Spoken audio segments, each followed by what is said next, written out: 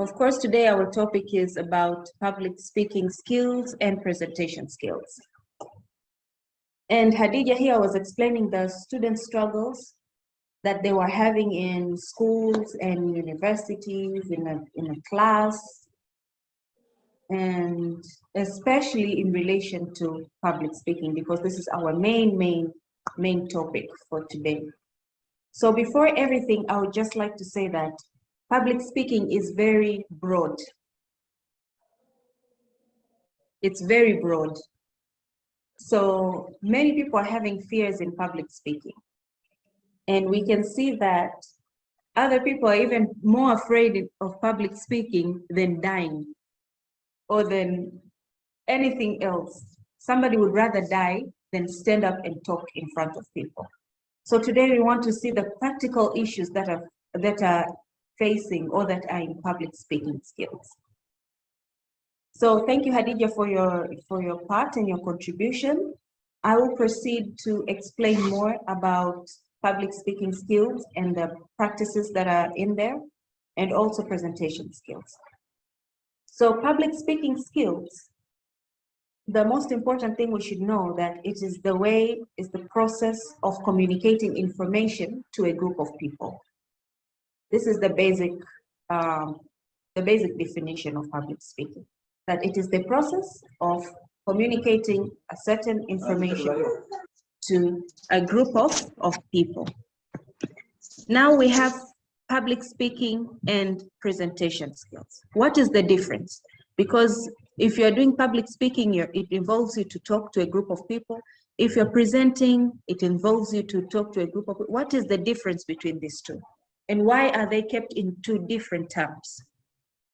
So the main difference between these two is that public speaking involves just speaking skills. It just involves a person talking to a group of people and showing them that there's something or there's certain information they need to give to those type of people. While presentation skills involves you talking to a group of people with aids, with visual aids, example, PowerPoints. Right now I'm presenting. I'm doing presentation and public speaking. But when you mix speaking and visual aid, that is when it becomes a presentation. When you're just talking without visual aids, then that is public speaking. For example, during elections, we can see presidents when they're having their elections. Example, John Pombe Magufuli, Obama, Uhuru Kenyatta, all the presidents, all the people who are in the government and other people, when they're making their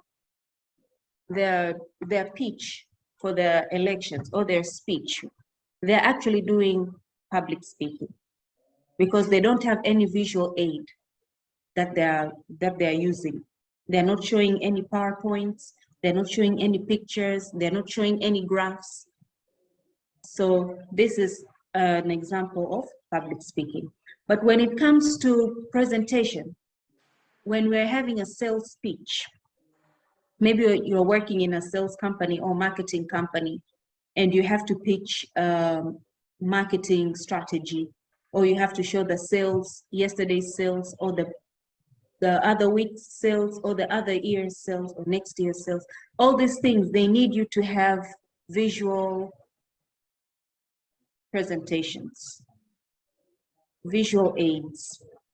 So they need you to have supporting documents or supporting facts and statistics that you will use to explain to other people what you're trying to say to them or what the sales are. So these two are very much alike and they share many things. But the only difference between these two is that public speaking is just speaking. You only use speaking skills, and you have to use your speaking skills to create a picture of what you're saying to the audience. So the audience need to understand you by using your words only. While in presentation, you use your words, but also you have aids. So these aids, whether it is pictures, whether it is PowerPoints, whether it is any other aid that you have, that is visual, that is showing what you're talking about to the audience. This is when you're doing presentation. And most of the time, presentation is applied to people who know what they're talking about, like who know that they're talking about the common thing. Example now, we're all coming from MICT, we're all talking about public speaking. So I'm doing a presentation on public speaking.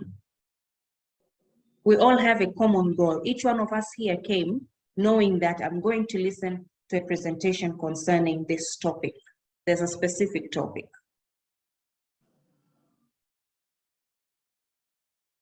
But in public speaking, example of, I said elections, you know, when people are going to listen to the president's talk and so that they can make the right decision on voting, everyone there is going with their own idea in mind. I might be going because I want to see the president who's fighting against the other president or the other party. Somebody else might just be going because everyone is going. Other people want to go because they want to hear what the presidents need to say so that they can make their decision on how to vote. So everyone is coming to that place or that location with different type of, let's say, aims. Everyone has their own aim on coming there. But in presentation, everyone has a common aim.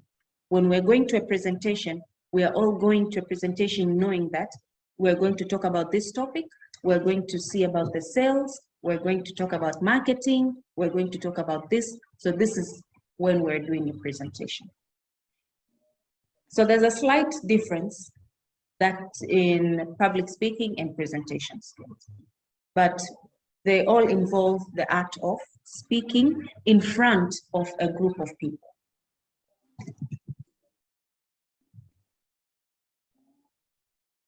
If you can see my screen here, I wrote also very good public speakers. Example, Uhuru Kenyatta, John Pombe Magufuli, and this is Nelson Mandela and Barack Obama. And also I know that we have, each one of us have others who are coming in mind.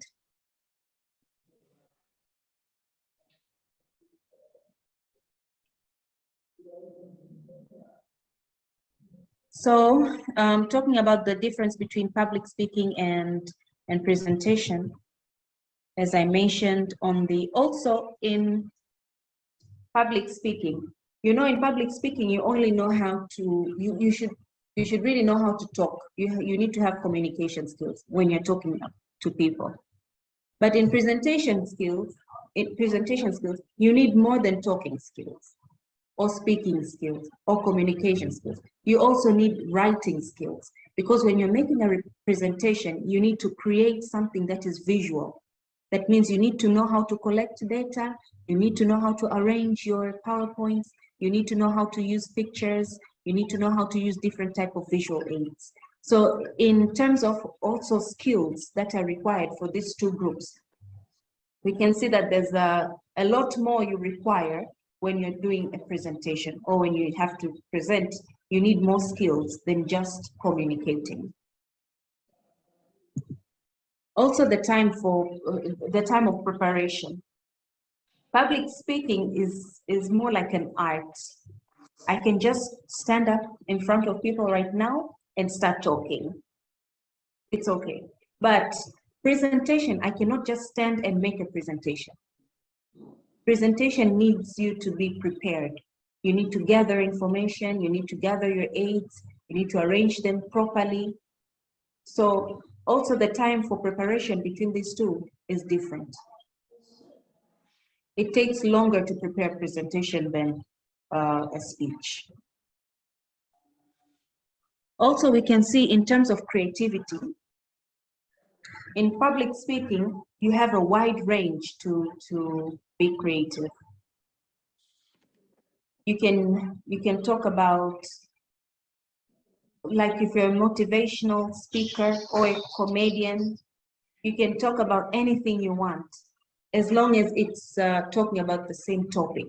You can bring in any example that you feel like bringing. You can walk on the stage, you can walk in front of people. But when you're doing presentations, you don't really have that much creativity space, because you're only talking about a certain thing. Everyone is there to listen to only that. So when you go beyond that or away from that particular topic, you start talking about other things, then you go out of track. So if it's sales, just talk about sales. If it's launching a product, just talk about launching a product. But example, public speakers, the ones who are doing stand-up comedies. Stand-up comedians are public speakers. These people, they can say anything. They can sit, they can take an example of this topic and that topic. They can touch everything. Their range is very wide. So they have a broader place to make their creativity rather than in presentation.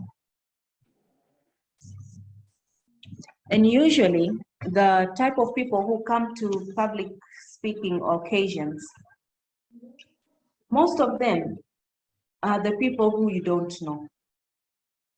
Example, in a comedy place, that comedian who's standing up there making jokes, talking, he really doesn't know any of the audience. The audience are just there to have some fun, and other people are there to release stress. Everyone is just there to enjoy their time, but they don't have this personal connection with the speaker. They don't know the speaker, and the speaker does not know their audience. Most of the time in public speaking, this is how it is. Even in the elections, the president is talking to a lot of people. We're all citizens and listening to him, but he doesn't know us, and we don't know him in a personal level. Meanwhile, in presentations, if you're coming to me, you're telling me about sales presentation or marketing strategies, I need to know you and you need to know me. So when you're going to present somewhere, definitely the people are, you're definitely going to see audience who know you and they know what you're bringing to the table and you know them. So even in audience, in the type of audience in public speaking and presentation, also they differ. Because you can't just go to a person explaining to them about marketing if they don't know you and they didn't ask you about it. But you can stand up and say a joke. Everyone relates to a joke. Everyone who knows you, who doesn't know you, they will laugh, they will make some contributions. So even the audience is a little bit different. So this is why we have different terms: public speaking and presentation skills. Now, until here, do we have any questions concerning the whole concept of public speaking? Hello. Yes. I have a question. Yes. To be a public speaker, is it an inborn thing or you can learn?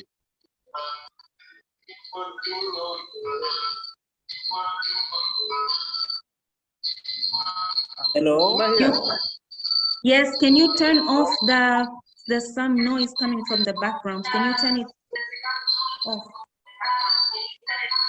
Hello. Hello.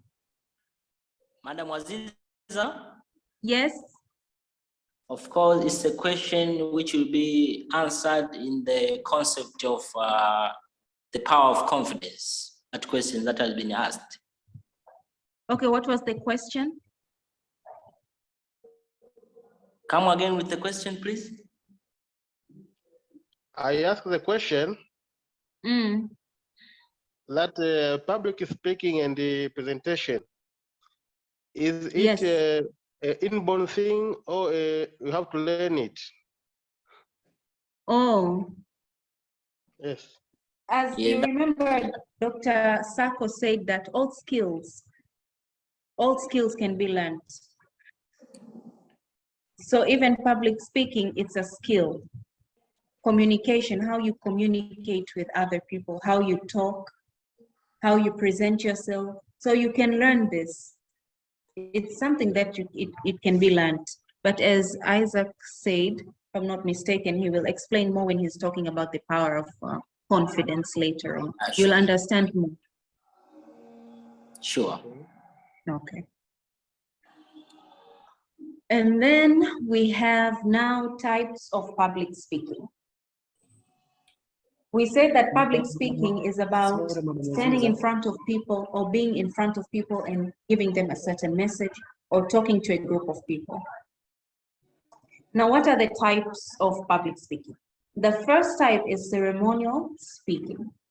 This ceremonial speaking, it happens when you give a speech on special occasions. It can be a graduation, it can be a wedding, any type of ceremony that you have, or any type of an occasion that you have. You can talk, you can stand up and talk in front of people, in front of the crowd who are there. So this type of public speaking, where you're speaking in a wedding, you're speaking in a graduation, you're speaking in front of people maybe who are having their anniversary, this is ceremonial speaking. And usually ceremonial speaking, this type of public speaking, it requires you to use less time because people are there to entertain themselves. They're not there to listen to a speech.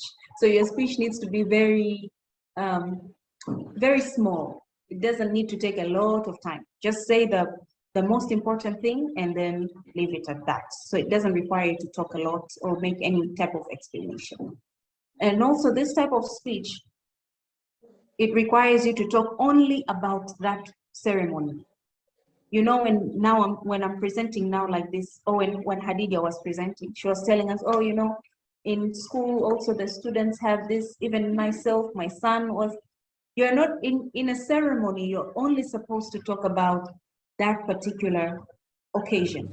If it's a graduation, then your speech needs to be only about the graduation. You cannot talk about the graduation before that or after that. You only have to say something that is pertaining to that occasion. So that is ceremonial speaking. If it's about congratulating somebody, you can just tell them that, thank you, I want to congratulate so-and-so for this. The attention needs to just be on those particular people on that occasion and nothing else. So this type of speaking, of public speaking is done that way. And we have another type of public speaking, which is demonstrative public speaking.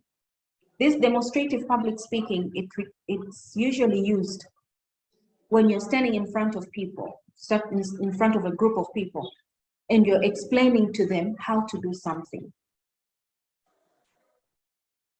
This is mostly used by technological fields, in technology, sciences, and other departments, other science departments. Normally when they're making their speech in front of people, they must use demonstrative speaking because they need to explain to other people, how can I use this iPhone? How can I use this product? So this type of speaking, demonstrative speaking, is about showing people how to do something or explaining to them how to do something. So this one is a lot more deeper than ceremonial. This one you have to speak in a detailed manner. So if you're speaking detailed manner, that means you're going to take longer. So this type of speaking is slightly longer than ceremonial speaking. Another type of speaking is informative speaking. Informative speaking is the type of speech you make when you're giving information. This one is very common. In our work environments, the boss might just come from his office. He will come to our offices and just say something. You know, after lunch, there's this and this and this, so take care. or follow up 1, 2, 3, or do this or follow up this. It's just giving you an information. So that means it's not about you saying your inputs or your comments, point of view. No, they're just informing you on a certain thing. It's just about giving you an information. It's based on facts and statistics and not on other things like emotions. No, this informative speaking is based on something that you already know about and you're sure about, facts and statistics. So this informative, it's most of the time we use it in our workplaces, at home, and other places, but mostly in work areas, this is where this is used. Also, another type of public speaking is persuasive speaking. Now, the meaning of persuasive is, it's coming from the word persuasion. Persuasion is to make somebody do something, to, how can I say this, to make somebody to do something with reason. You're giving somebody a reason for them to do it, to persuade them, to make them believe what you're saying so that they can do it. So persuasive speaking, most of this speaking example, you can use those, how can we call this? You know, when there are people giving those charity works and they're going to other people having a meeting, or they're going to other people who can give in some help, some contributions to the foundation. When they're talking, they're doing persuasive speaking. Example, we have a foundation called Asma Mwinyi Foundation. This foundation is about taking, they receive things from people, and then after they take from people, they give it for the people who are not able to have shelter, clothes, and this kind of people. So when they're telling about their foundation, how they're talking is they're persuading other people. They're making other people believe in what they're doing, in helping others, so that those people can be touched, and also they can contribute to the foundation so that they can make more donations to other people. This is a very good example of persuasive speaking. Also, persuasive speaking can be used in many other occasions. It's only the type of speaking where you persuade, or you make somebody else believe that what you're saying, your point that you're saying is true, or you ask them to do something.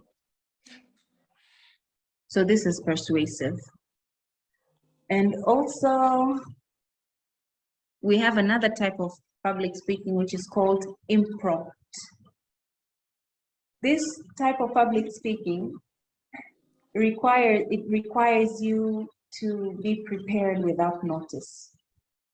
Who has ever stayed in a group of people and then just somebody says, "Oh, Khadija, can you please stand up and tell us about so-and-so?" How many times has this happened to you? Or Aziza, can you please stand up and tell us about so-and-so? They didn't even prepare you to say anything. You're just asked to stand and explain about something, or put your input somewhere, or comment about something. But this is in front of a group of people or in front of an audience. This is called impromptu public speaking. Now, do we have any question on the types of public speaking? Or any comments, any ideas to share, please welcome. Hello, Madam Aziza. Yes. Yeah, I got one question. Yeah. Yeah, I want to ask you that in this type of public speaking, this is persuasive speaking. Yes, persuasion. Yes. It's being used also by those public or public, I mean wanasiasa. Politicians. figures, Politicians, yes, Politicians. politicians, they can use this type of public speaking, this persuasive. yes, they use persuasive speaking, so that to Oh, persuade the citizen to vote for them. oh, okay, thank you. Yes.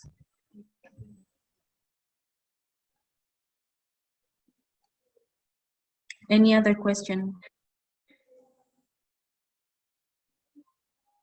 Hey, Yes, Madam Aziza, yes, maybe if we have a meeting, maybe in the office, hmm, they want to tell people about something. okay. What can I call a type of, which type of presentation is that? They just want to tell people about something. I don't know, you can discuss maybe office matters, maybe, or the That just daily routine falls activity.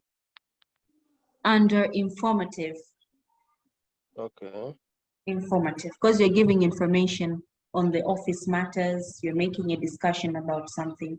So it's all about information. You're giving each other information, whether it is HR who's talking to other people or head of department. It falls under informative. okay. Yeah. And what are the things to take care if you are informing people about a certain thing, maybe in a church, in your office, and Hmm. what? Or what are the, We'll answer that okay, later on because I will get to that. Then I'll answer your question. okay, thank you.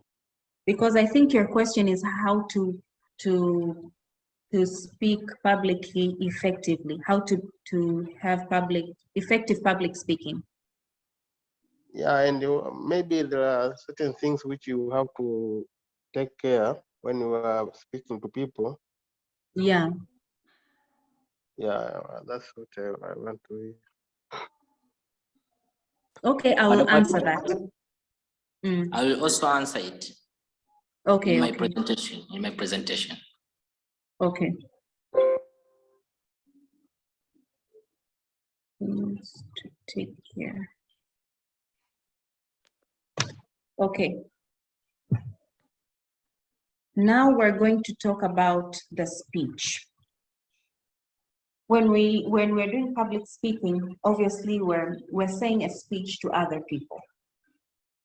But we need to know how the structure of the speech is, so that what we're saying can reach other people appropriately, properly, so that we as speakers can talk in a format that other people are able to understand us.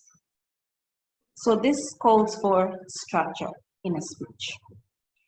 Structure means something, how should something be? How should public speaking be? How should you speak? Okay.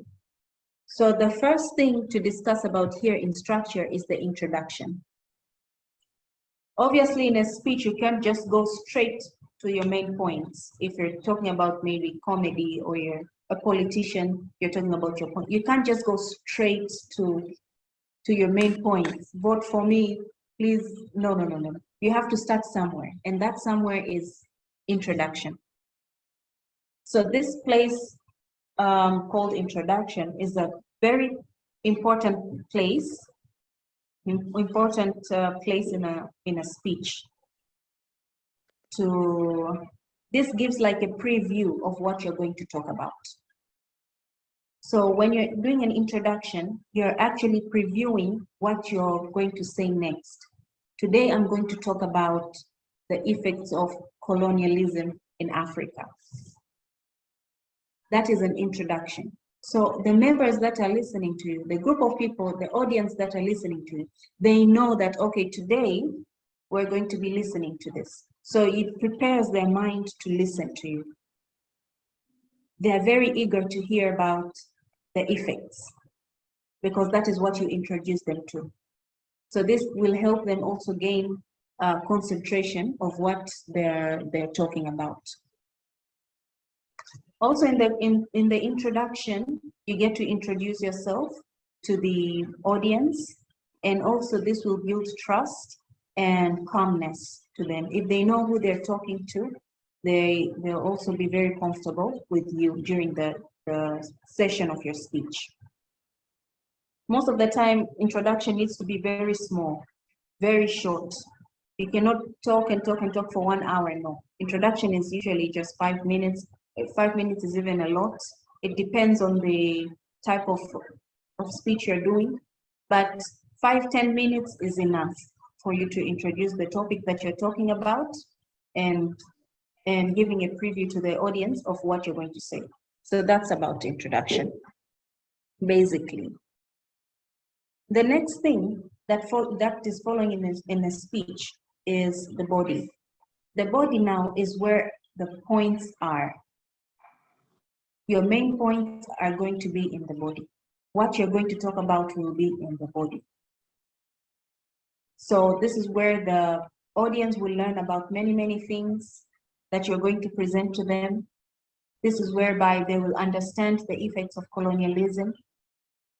It is the body. But also we need to take care in the body not to say a lot of points, because a human brain, you know, they have limited memories. So if you talk 200 points, 50 points, 20 points, those are a lot of points. So it's very hard for the audience to grab each one of them and understand them in a short period of time.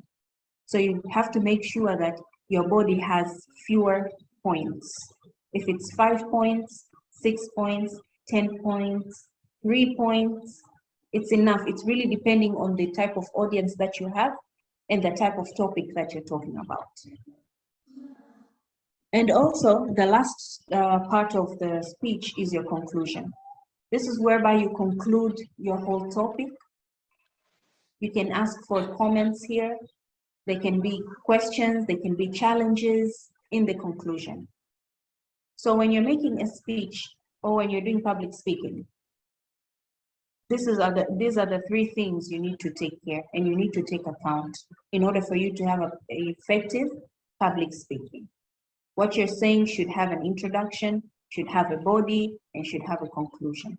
In this format, other audience will be very easy. They'll have some sort of easy way to understand what you're saying. They will be following through systematic form. Now, do we have any questions on the structure of speech? I don't think, because this is, I think it's very common and we all know this. So now we're going to go next on the key elements of highly effective speech. Now we're doing public speaking, we're speaking in front of people, but how can we make this effective? How can we make our public speaking effective so that our audience can understand what we're saying and we can have a good credibility for us in our future or in our careers or in our lives? Because you never know who is listening. So you need to have a very effective speech. One of the things to take care is gentle eye contact. When you're giving a public speech in front of a group of people, you need to look at them gently while you're talking. If this is hard for you, you can choose maybe a friend or somebody that you know and they just calm you, or you don't feel nervous around them, whether it's your sister or your brother or your friend. If they're there in the audience, you can just look at them and go back to what you're saying. This will help you gain trust between you and your audience. You need to gain that bond, that connection. And also when you're looking at somebody, there's a certain level of concentration that is there. Who remembers in school, we had front seaters and the back benchers. The front seaters were very, very attentive because the teacher always is looking at them because they're in front. They're always seen. But the backbenchers are very notorious. They don't listen, they like to sleep, they'll eat, they'll do anything they want at the back. It's because there's no eye contact between them and the teacher. So we can see that eye contact also is contributing to a certain level of cooperation. People cooperate with you more. So it's very important to have a gentle eye contact here and there when you're making your speech, so that you prove to your audience that you're not nervous, you know what you're saying, you believe in yourself, and you need them to believe in you. So this is a good way of having an effective speech. Also, the warm tone of your voice.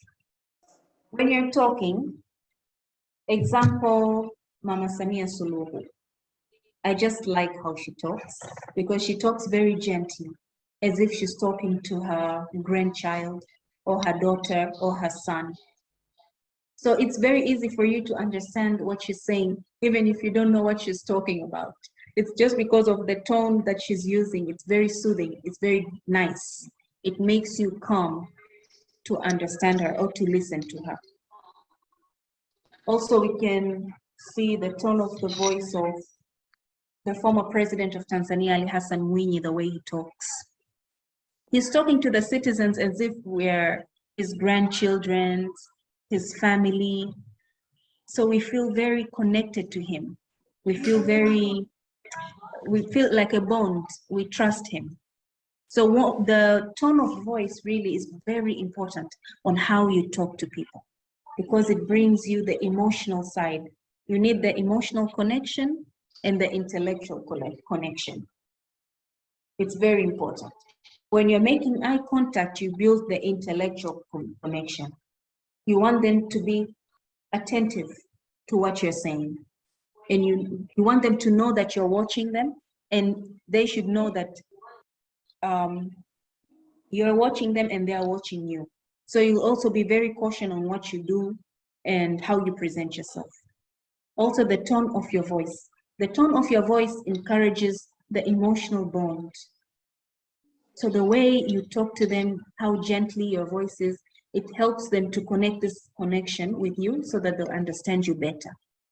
So it's a very good way to have a highly effective public speaking skill. Another one is expressive hand and body gestures. When you're standing in front of people, don't just stand there as a policeman like this. Or military people, those soldiers who are standing in front of people.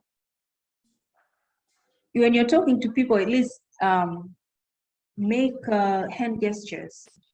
Smile, nod your head, use your hands, use your body. If you're happy, show happiness, make a smile. If you're talking about something that is very bad or very sad, you need to show that in your body, in your hands. So this way, even other people, especially in public speaking, we say different types of audience are there. That means different age groups, different races. So if somebody cannot understand what you're saying, maybe in some words, but if they're looking at your body and your hands, they can, okay, maybe this probably means bad. What she's talking about is something that is not good. So we have different types of people in the group. So it's easier for the people who can hear properly, they can hear your voice.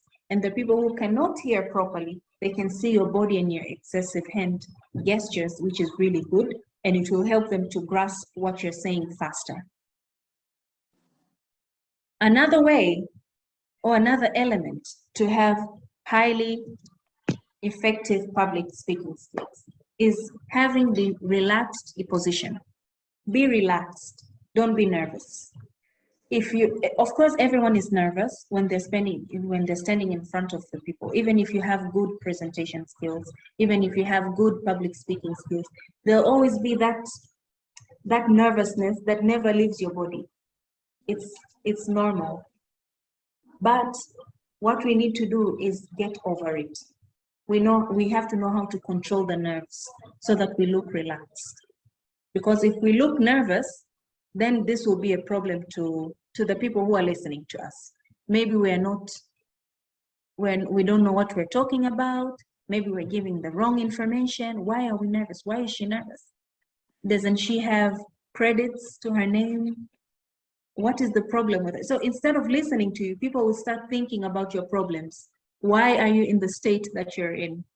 So this will create a problem, because now you're saying something to the people, but it's not reaching out to them, because they're in their minds, they're thinking about your physical appearance.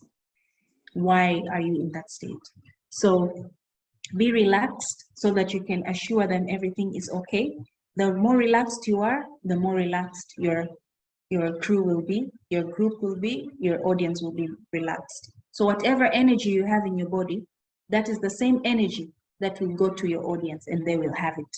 So try to have a positive and relaxed position. Also, another element of having effectively public speaking skills is slow speech rate. When you're talking as if you're running, no one will understand. So you need to talk slowly. Today, I went to the church, I met my friends, and now I'm home. If I speak like this, everyone will understand. Even the people who have who are slow to understand, they understand, because I lowered my speech rate. But if I talk fast, no one will understand me. Because the moment you talk very fast, when you're going to the next point, there are some audience who didn't even hear your first point. So they're stuck there. You need to make sure that you're moving at the same rate with the audience. They are listening to you and you're moving together. You don't want to leave anyone behind. So it's very important in public speaking to make sure that you have a speech rate that is moderate, that is good for your audience, so that you move together. Also, it's very important to control noise. My dear friends, if you're going to have public speaking in Kariakoo, don't go there. It's very noisy. The only thing you'll get from that place is noise from people, from the cars, from everything. So even if you're having a hall there and you're presenting something to your audience, or you're speaking about a certain topic, these people will be hearing other noise outside. The cars, the people selling tomatoes, other people selling onions, and you're here talking about public speaking, different issues. It's very important to be in a place where you can control noise, so you get the full attention. So whenever you're going to present something, choose a venue that is good, that is calm and away from noise. Also, noise can come from inside the venue. Don't take people in places where there's no AC, or there are no windows, big windows, and you have a group of people, so many of them, 100, 200, you're making them sit there and they're listening to you. There are no ACs, there's no ventilation. That is very bad, because instead of listening to you, they will start murmuring on how hot it is. Why are we sitting here? It's very hot. Are you feeling hot? Am I feeling hot? You're talking about public speaking in front of them, and they're not listening to you because they're busy feeling hot and murmuring and talking and this. So you have to really take care of your venue and make sure that your venue is very, very appropriate for your audience to listen to you. Another one, the words themselves. Do not use complicated words. Try to use simple words that can be understood by everyone, because you want everyone to understand what you're saying. But if you try to use complicated words and try to make, like, big words and vocabularies, this will be bad, because even if your public speaking is finished, your session is finished, your speech is finished, people won't understand what you have said because you used words that are not familiar to them. So your words need to be going according to your audience. If you're dealing with most of the audience who didn't go to school, try to use less complicated words. If you're dealing with professionals, oh, okay. So now you can upgrade a little bit and use vocabularies which are good and which are stronger. It depends on your audience. So the words also, they matter, but it depends with the audience. Do not use complicated for the ones who cannot handle them, and do not use very, let's say, very simple words for very professional people. You want to be seen also, you have some amount of vocabularies and you're professional, so you need to level up a little bit. So the words also are very important. Also, don't read your speech. Honestly, there are so many tips, so many elements of how to make an effective public speaking, how to speak effectively in front of people. There are so many, and I can just keep going and going and going and going, but I'll just try to say a few more so that we can proceed, and Isaac can proceed also with the other presentation. The other tip is don't read your speech. If you're reading your speech in front of people, this is bad because they will feel that you're not prepared. It's like somebody told you last night, today you're having a speech. It's not a good thing. So you have to prepare yourself, practice, practice, practice. Example, we said that structure of a speech, there's introduction, there's body, there's conclusion. At least the introduction and the conclusion, don't read them. Just practice that first. Say your introduction in your head and say your conclusion in your head. Do not repeat these things. Like, do not read them. Because if you read them, people will start thinking, why is she reading? She doesn't know what she's talking about? Is she nervous? What is going on? So you have to make improvements on how you make your speech to other people. Read less, talk more. Just write the main points that you need to talk about. After writing them, when you read it, you remember exactly what you have to say. Another one is know your audience. Like I said before, when you're talking about noise control and slow speech rate, and also we talked about words, the words to use, simple words and complicated words to your audience, vocabularies.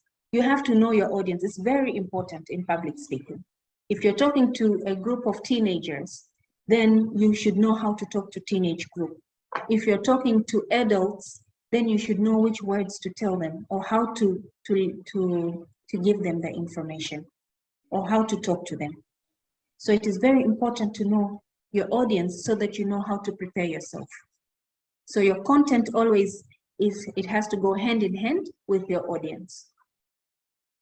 You cannot make content that is not going with your audience, because they will not understand it. Also, you have to practice in advance, practice, practice, practice, because practice makes perfect. If you go wrong today, tomorrow, and the day after tomorrow, you will not go wrong the next week and the next month. You will have improvements. So always practice public speaking. If you have a mirror, just go in front of the mirror, talk anything. It doesn't even have to make sense. It can be a movie thing, title, anything. If you're repeating something somebody said from the movies, or how your mom talks, or how your brother acts, anything, just do anything on the mirror. It will just make you used to talking. So these, my friends, are the tips. They're the elements of helping us to have better public speaking skills, to just talk effectively in front of other people. Do we have any questions on the elements of effective public speaking?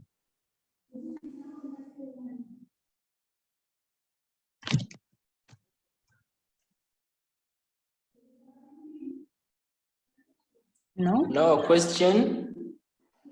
Yeah, I have one question. Madam Aziza, Yes?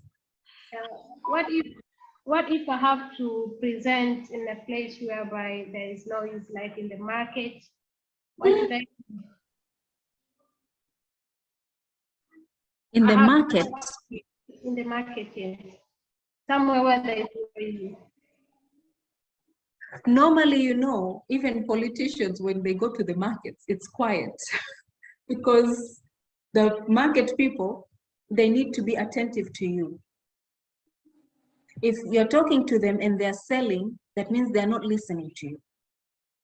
You can't talk to the people in the market and they're saying, oh, this is 200 onions, people, everyone. Okay, we have apples. Can you even listen to, can they listen to you what you're saying? So that's a very funny question. You have to make your environment calm. You have to make them attentive.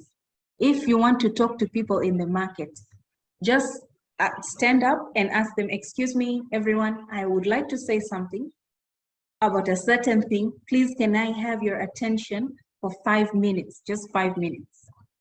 Then they'll stop what they're doing and they'll listen to you. But if you just go and start talking, nobody will listen to you because it's a market. People are making noise. It's a place of noise. It's natural to have noise in the market. So if you're in the market and you want to give a certain information or talk about something, you first have to get the attention of the people who are there. So you need to ask for their attention. Please, can I have 5 minutes? Can I have 10 minutes? I just want to say something. Everyone, stop what you're doing. I just need your 5 minutes, please. There's this and this. Can I? Then you have that, you can say something and they'll listen to you. But it's very hard to go and talk in the market. What would you be saying in the market, Hadija? What are you presenting in the market?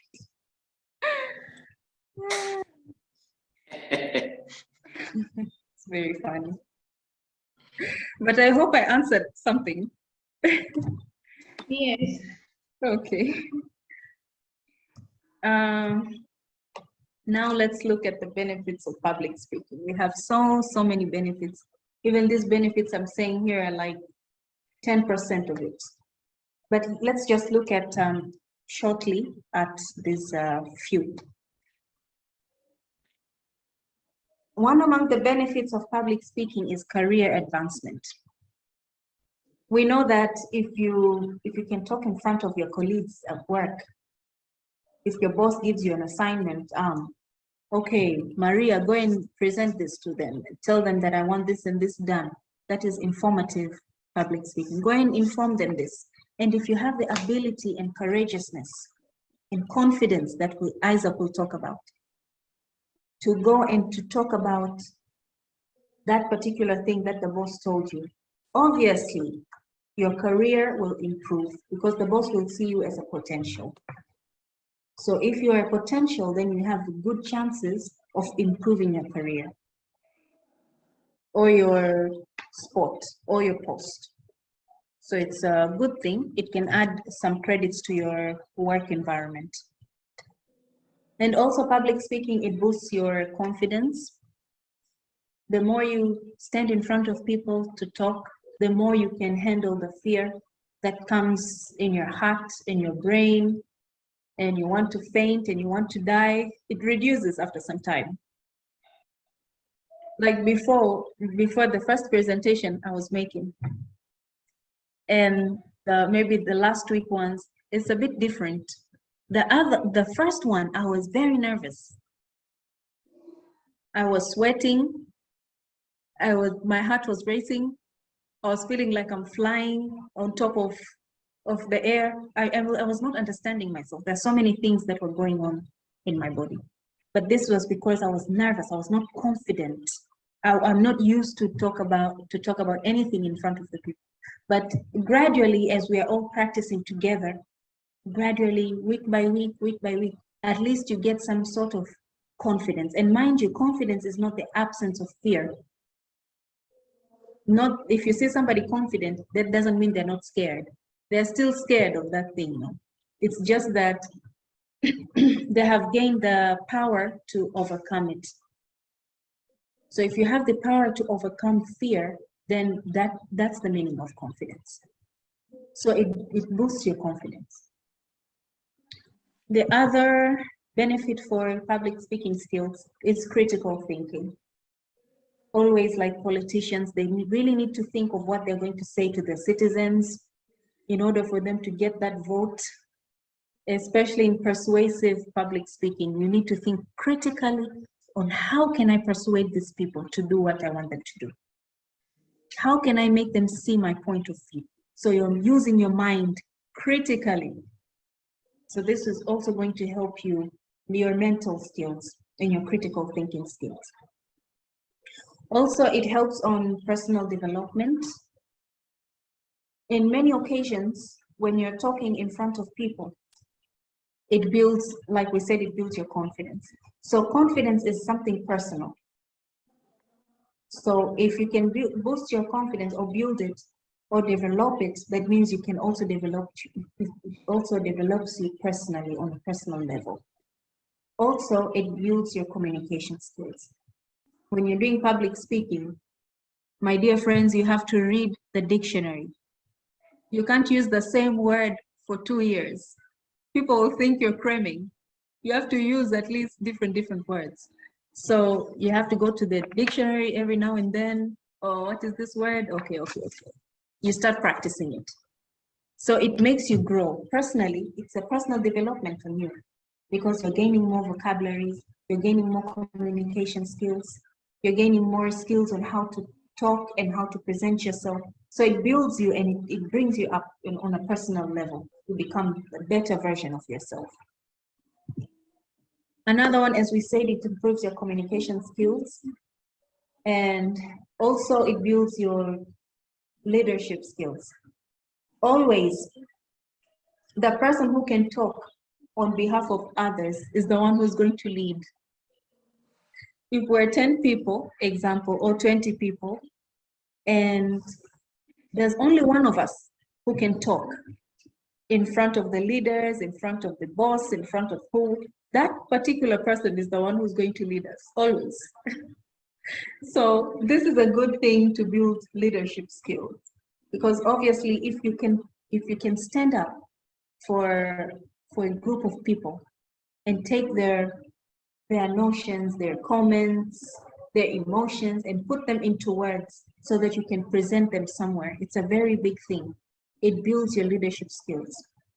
That means people are following you, people are depending on you to represent them, to present them somewhere. That's a very good thing. So it's also one of the benefits of having public speaking skills. Also, as I said earlier, it develops your vocabulary and fluency. Every now and then you have to look at the dictionary, whether you like it or not. For me, I'm very lazy. I don't like the dictionary, but now I have to look at it so that I can gain more knowledge on how can I use this word differently? What does this word mean? So that even when I'm presenting to an audience, they're getting some few new words from me. They're going out there learning something new. They're coming out with something new from your speech. So this is also a thing that it develops your vocabulary and fluency. And also no fear of impromptu speaking. We said one of the types of public speaking is impromptu speaking. They just make you stand up without any notice and you speak. And it's really bad when they force you to talk or they ask you to talk in front of leaders. This means you can either get an opportunity or lose it. But if you have public speaking skills, you will not fear to stand up. You'll be ready at any time, even if a person says, Isaac, please stand up, tell us something about this, give us a comment. You will stand up very fast, very confidently, and say something. So it is a power that public speaking gives to each one of us. It helps you drive change, just become a changed person. Also, it expands your professional network. When you go to a place, you present or you make a speech in front of many people. Now, some of them are professionals, some of them are bosses, some of them are political leaders, some of them are just adults, some of them are kids, you know, different types of people. When you're talking in front of a group of people, you really don't know who's who and where they're coming from. But if you talk effectively in front of this group, you never know. Maybe among them, there are professionals who would like to work with you. And maybe they can see some opportunity or potential in you. So it's very important to have, to know the elements of effective public speaking skills. And to know them is not enough, to apply them so that you can be able to expand your professional network. People will be drawn to you. They want to work with you. They want to give you a certain job. Do this, come and explain this here, or some other opportunities. Never ending. So these are a few benefits of public speaking. Guys, there are so many benefits. These are just few. I just said 10. I'm sure there are millions and millions of benefits of public speaking. Each one of you is thinking about right now. But I welcome you to, if you have any inputs on what I've said, from the introduction, speaking about public speaking, to the types of public speaking, to also the difference between public speaking and presentation skills, and also the benefits of public speaking. If you have any comments that you would like to bring to the table, please, I welcome each one of you. Thank you. Madam Aziza, Yes. I really don't understand when you say one of the benefits of public speaking is maybe someone can appoint you and to stand up and talk about anything. How can you talk about anything? I mean, how can you talk if you don't know what you're talking about, or if you don't have a knowledge of what it has to be present there? I really don't understand. You ask me again the question, Hadija. Sorry, I'm trying to. You said one of the benefits of public speaking is number 4. Number 4? Is it number 4? It's what? You say that you can be picked anywhere and you can stand and talk anything. It's number 8. Number 8. And I'm asking, how can you talk? I mean, how can you stand up and talk about something if you don't have knowledge on what is on that thing? Hadija, if you remember before, in the beginning, I said there are 5 types of public speaking. And we say that sometimes somebody might ask you to stand up and say something. That does not mean that it has to be demonstrative or informative. It can be in an occasion. Haven't you ever gone maybe to a wedding or your friend's anniversary, or let's say graduation, and they ask you, please say some few words for your friend? This is what I meant. Because we have that one type of public speaking. If you remember it, was the first type, I think. Ceremonial speaking. You remember this, Hadija? Yes, I remember, yes. Yes, so in the ceremony, especially maybe in the graduations, you know, sometimes they'll tell you, but sometimes they won't tell you. They'll just ask you maybe to say a few words on behalf of your sister. What do you want to tell your young sister? What do you want to tell your friend? So it's not necessarily about what you know. We said that in ceremonial speaking, you're trying to build emotional bond. So you have to talk about how you shared maybe that moment with, it's about emotions. So this is not hard. You can say, I really wish somebody well. I want them to develop this and this. Just those type of talk. It doesn't necessarily mean that you need to present something about sales marketing, about effects of colonialism, about effects of ultraviolet rays, nothing complicated. It's just the act of you standing up and saying something about that occasion. Okay, does this happen also at workplaces? in workplaces. Yes. It Yeah, does. maybe I can contribute to that. Good evening, everybody. Good evening. It is always to know your talent on public speaking. It usually starts with impromptu speaking, normally. But now, since we are all, we say that every skill can be learned. And one of them is public speaking. Now, the better organization you have, it will make you to be attracted to the people, and they may call you for second speaking. Most of people, they started speaking without knowing that they've got talent of speaking through impromptu. Hey, Adija, today we have got a birthday of our brother. Can you say a word? So you need always to remember in impromptu speech, 4 areas in speaking. Number 1, know the introductory part. You need to contextualize. If it's a birthday, you need to know something about birthday, you start like that. You may say, maybe you need to sing here. You may say, now I need to talk about this person. Now you may be not knowing even a person. Then you say, that's one of the also to open up. Wow, this man I don't know at all. Now the way you put intonation, it's very important for people to understand.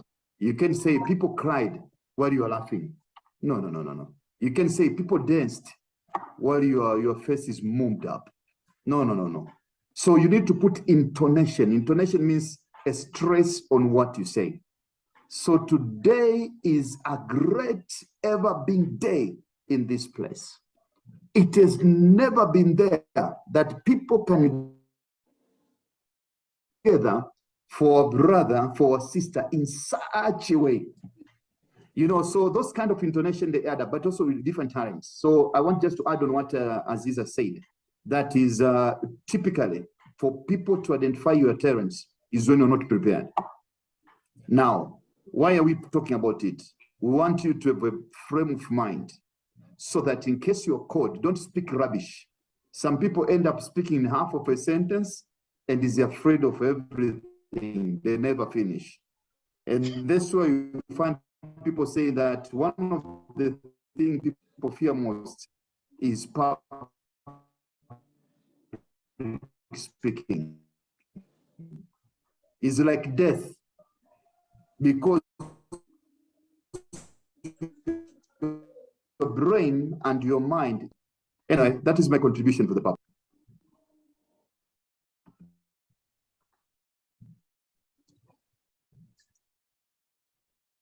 Thank you, Doctor. Yes. So those are the benefits of public speaking. Mr. Caesar, Yes?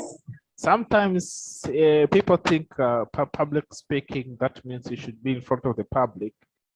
But there's a case, for example, you have been told like today that, hey, Mr. Dija, tomorrow morning, we are going to show our proposal to the Ministry of Forest and Livestock, or we're going somewhere to present something. Okay, so that those are the cases where you have to be ready. Yes. That, like, it's not like you have to, when Madam Aziza said you have to prepare, like you have to have a month or a week. Sometimes you have to have minutes just to go through the overall idea and to know what you can contribute. Yeah.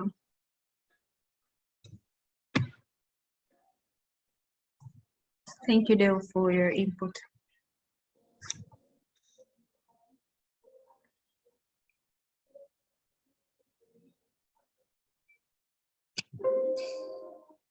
Adija, is your question answered?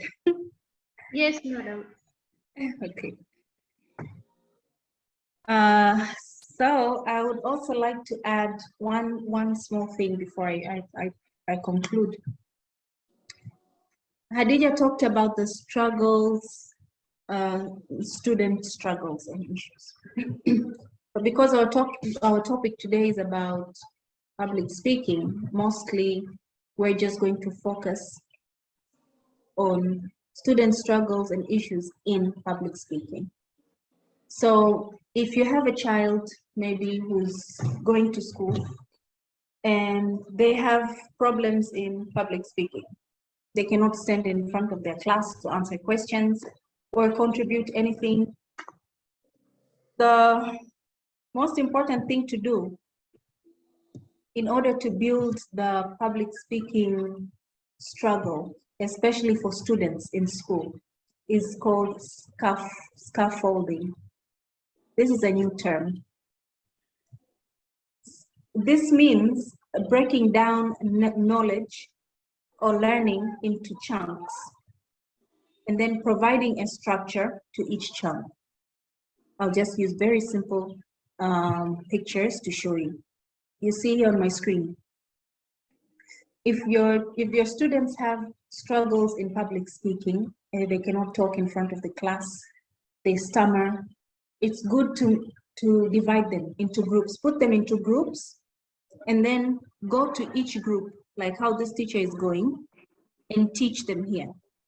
So ask one of them to say something in front of these other kids, or ask them to do something in front of these other kids. Everything starts small. We always talked about starting small is the best way to start.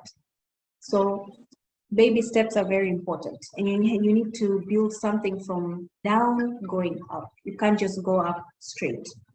So this is built from schools and students. You just need to make them into groups and ask them to maybe present.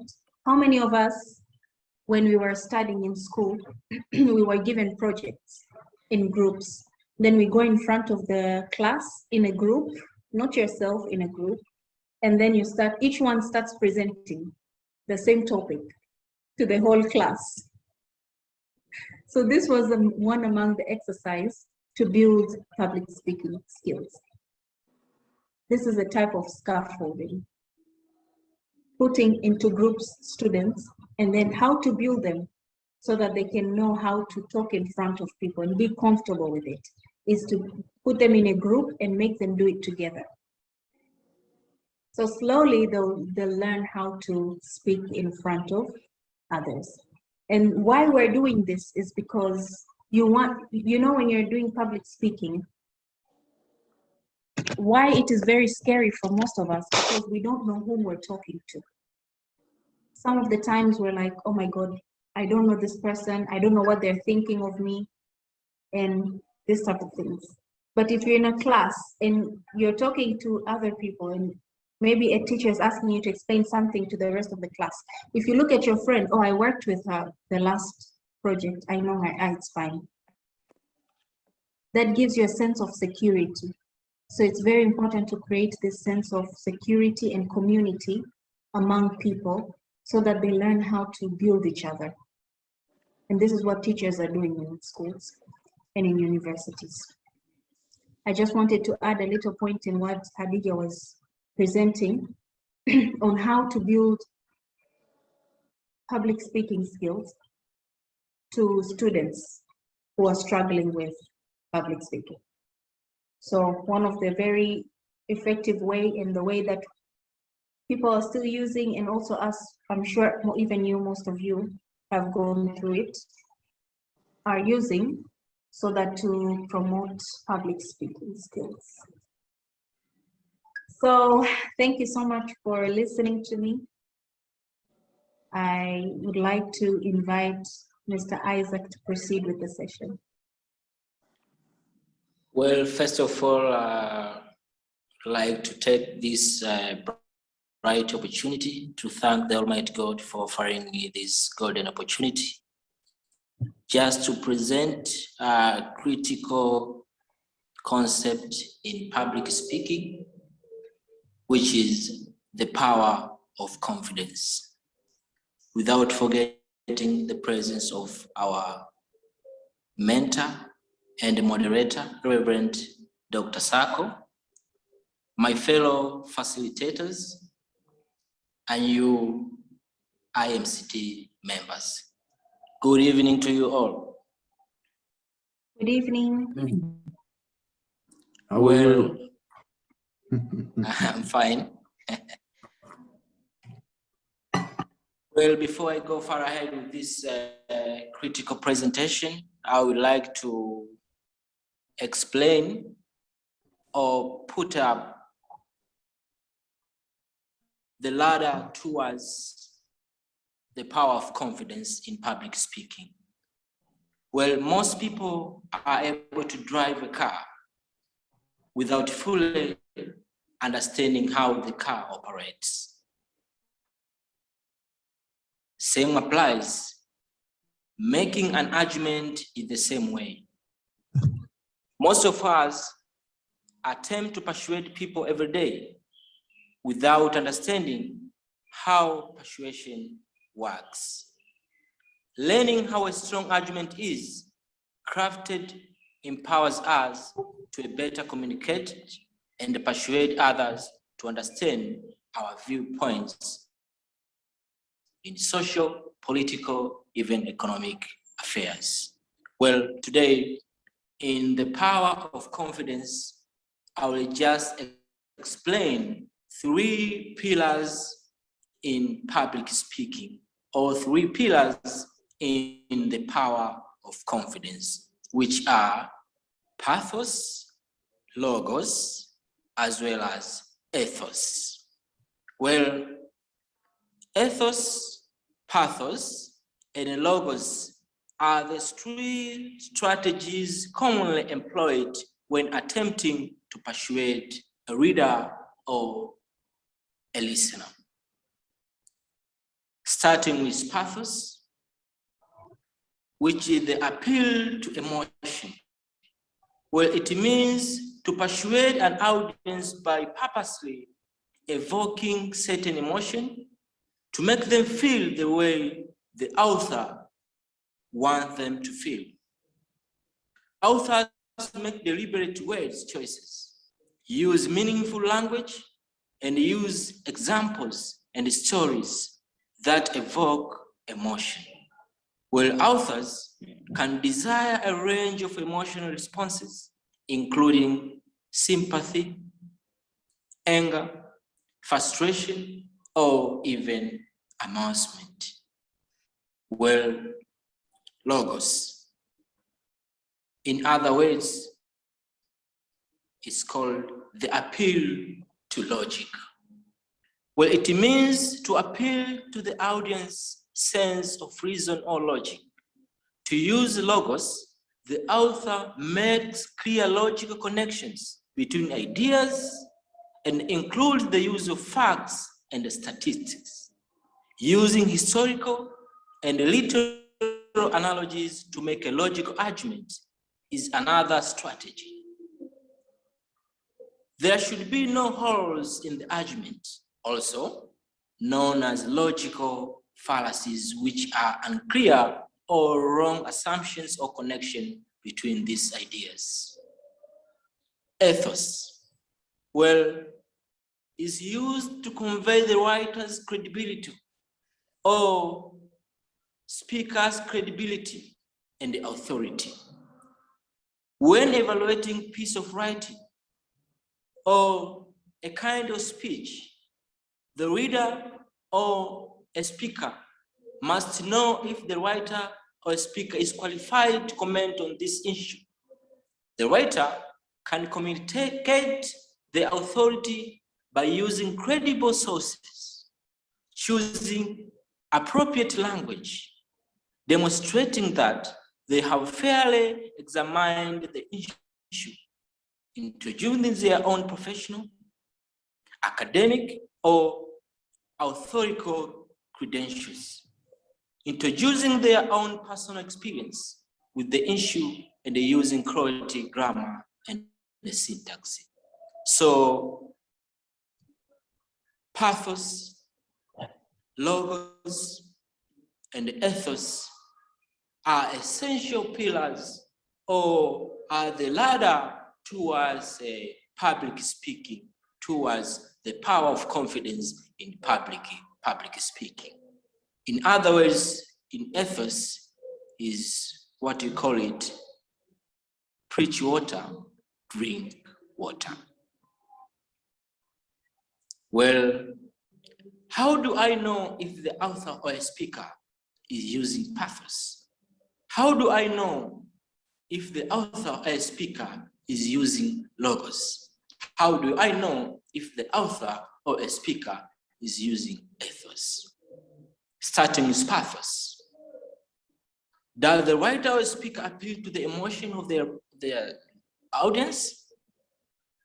Well, do they use individual stories in their presentation? In public speaking? Do they use individual stories? Well, do they use charged language or words that carry appropriate connotations? So these are the questions mostly asked, or which might be seen when someone is using pathos. Logos. Does the speaker appeal to the rational mind by using logic and evidence? Well, do they include facts and statistics that support their point? Well, it's more convincing to tell the audience that 80% of students have committed some form of plagiarism than simply saying that lots of students have plagiarized.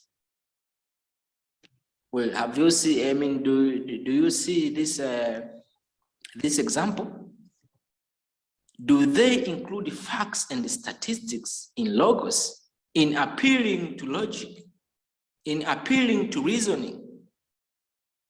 Do they include fact and statistics that support their point? In this example, that is more convincing to tell a reader or a listener that 80% of students have committed some of plagiarism than simply saying that lots of students have plagiarized. Well, do they work us through the logical quality of their argument? Do they show us how ideas connect in a rational way?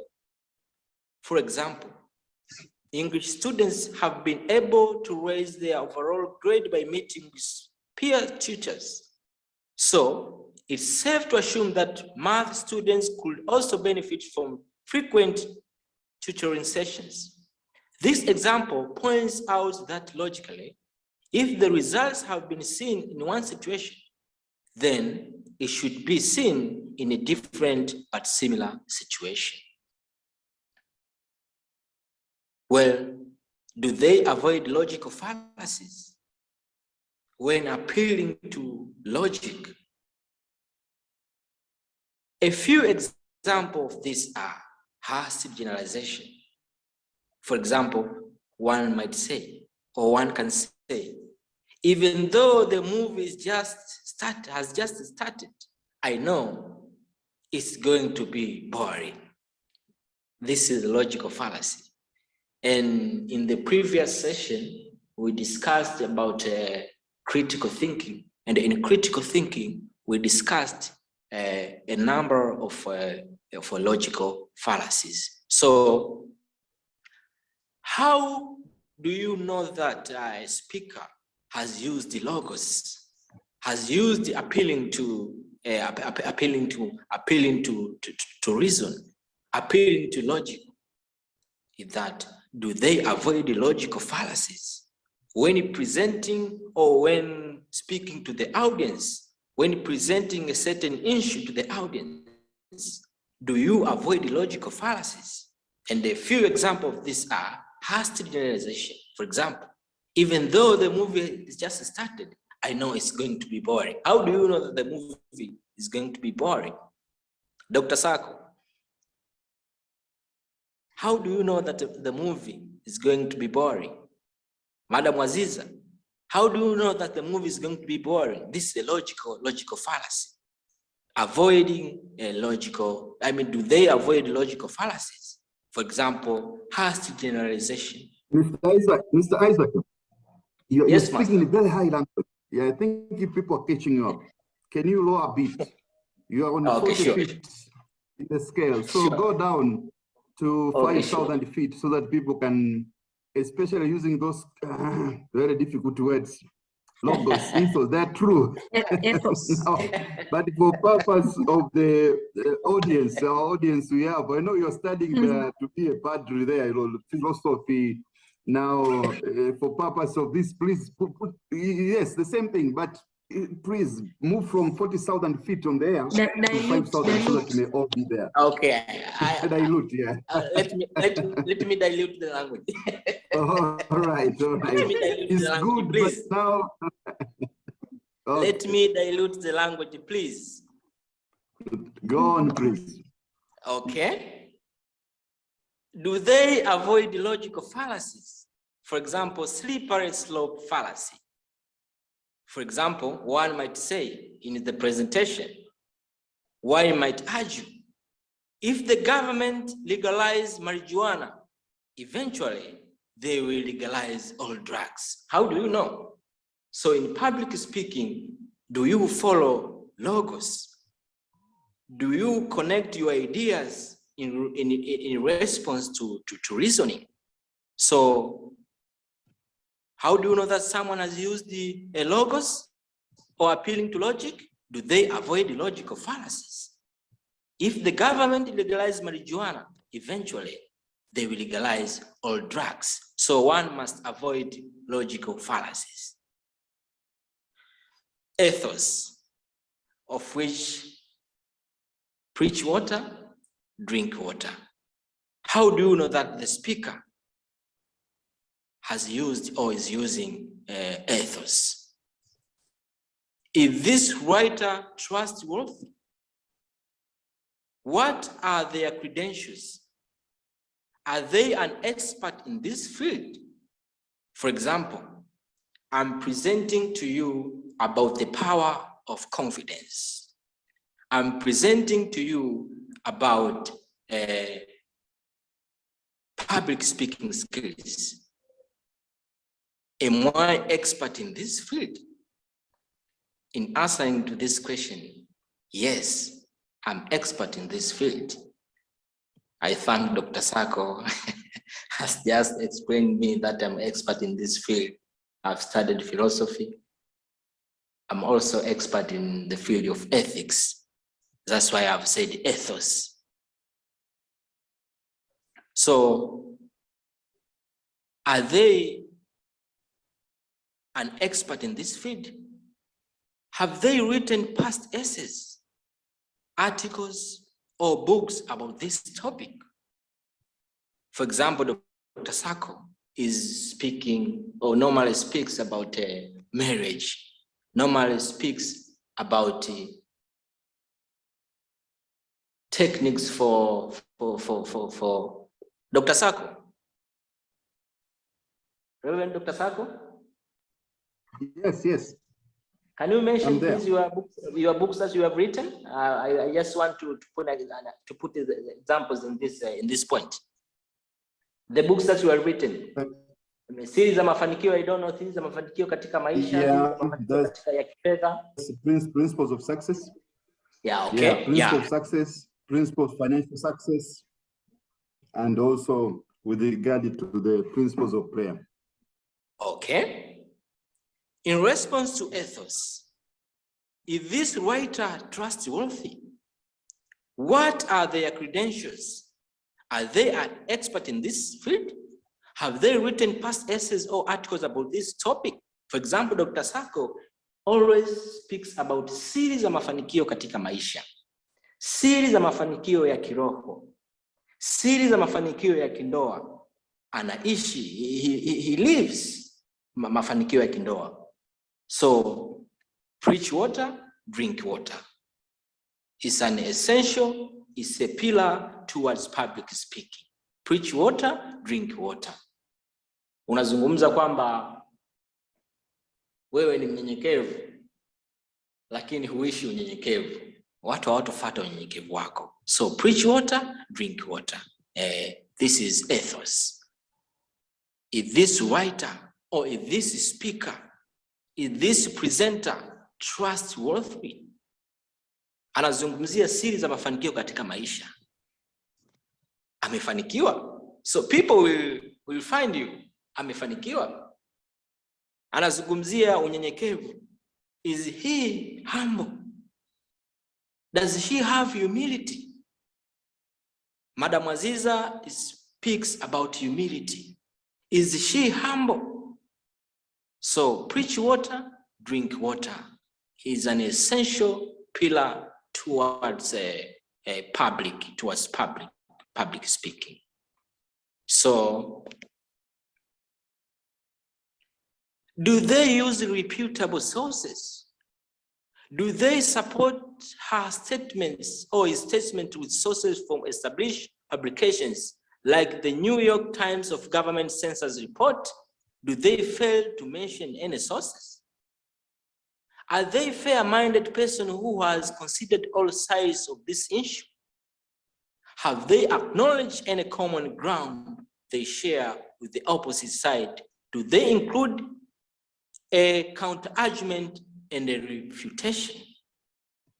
So, pathos, logos, and ethos are the essential pillars or are the ladder towards public speaking. Any questions so far in response to pathos, in response to ethos, as well as in response to ethos? Which are the strategies for effective speaking? Any question? Of course, I've neutralized the language. Thank you, Dr. Sako. I don't have a question, but I would like to contribute something, maybe. Yes, warmly welcome for the contribution. For everyone's advantage. When he says about ethos, pathos, and logos, in a very simple term, he means that qualities your audience need to accept your messages. You need qualities as a speaker. You need to have these qualities, ethos, pathos, and logos, in order for your audience to accept your messages. Example, when he talks about ethos, this means your credibility and your character. This is whereby you get your audience to trust you. You're building trust through your credibility and your character. When he talks about pathos, that means, do you have the ability to build emotional bond with your listeners?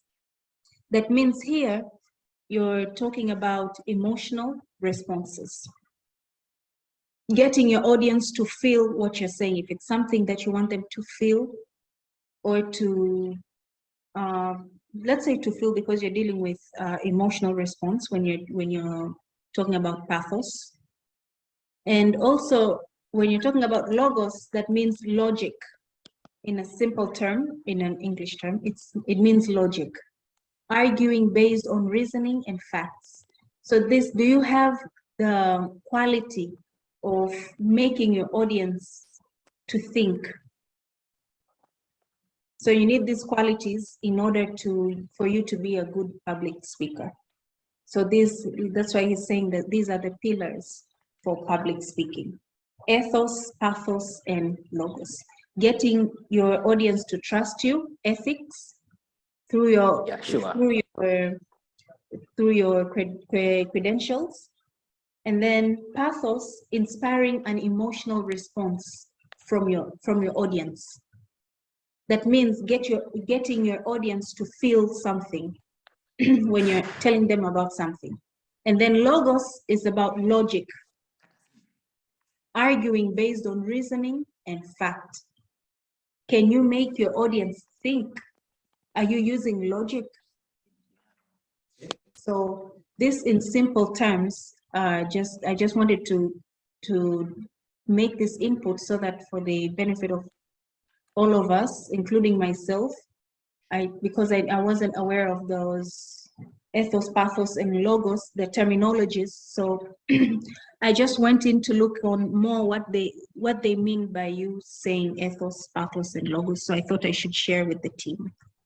Yeah, sure. Thank you. Thank you, Madam Aziza, for for neutralizing the language into. Maybe also I need to continue to that. At the moment, I can say, based on my counting, I've made more than the power of confidence, as Isaac explained it. I want to put in a very simple language with logos, ethos, and pathos. Yeah, Pathos sure.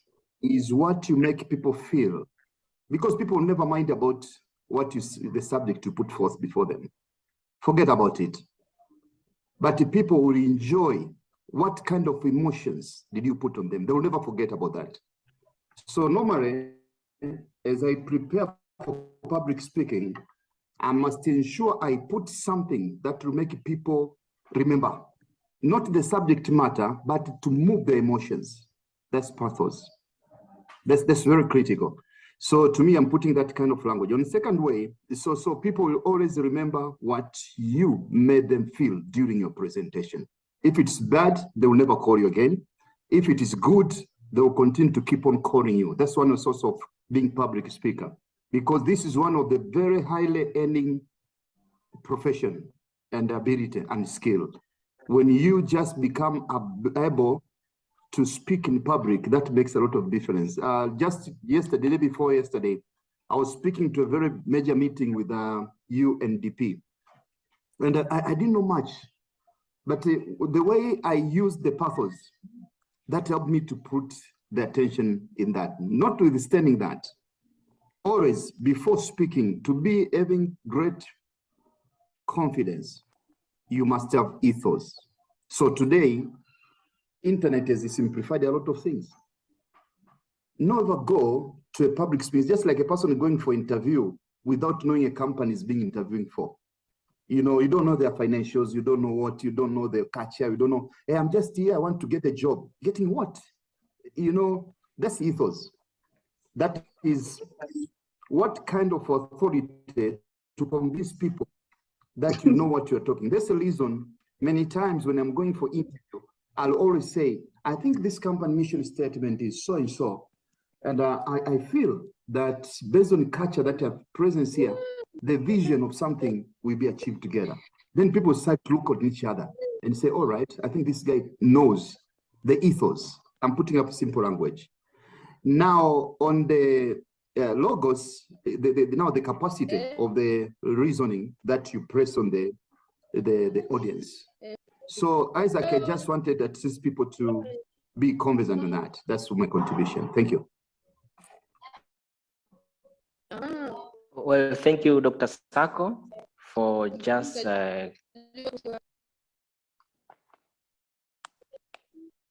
Kichwa changu hichi kibovu. Niliwapenda tu wote, nikaipenda tu ile familia. Mimi sio hata niliangalia Lozi, we hear you. Can you mute your phone? Sorry. Okay, please proceed, Isaac. well, the next presentation. Sorry for everybody. Well, having already known about pathos, logos, and the ethos, the next presentation was about the strategies for effective speaking that was already presented by Madam Aziza. I think tuliandaa kitu ambacho kipo sawa. So you can like add, I'm sure you up. have other points to add. Please proceed with it. Bold.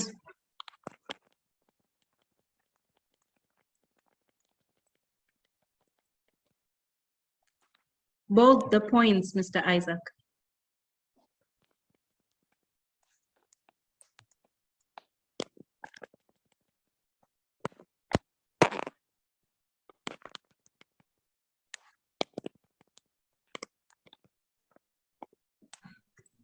Isaac, are you in? Isaac, we can't hear you.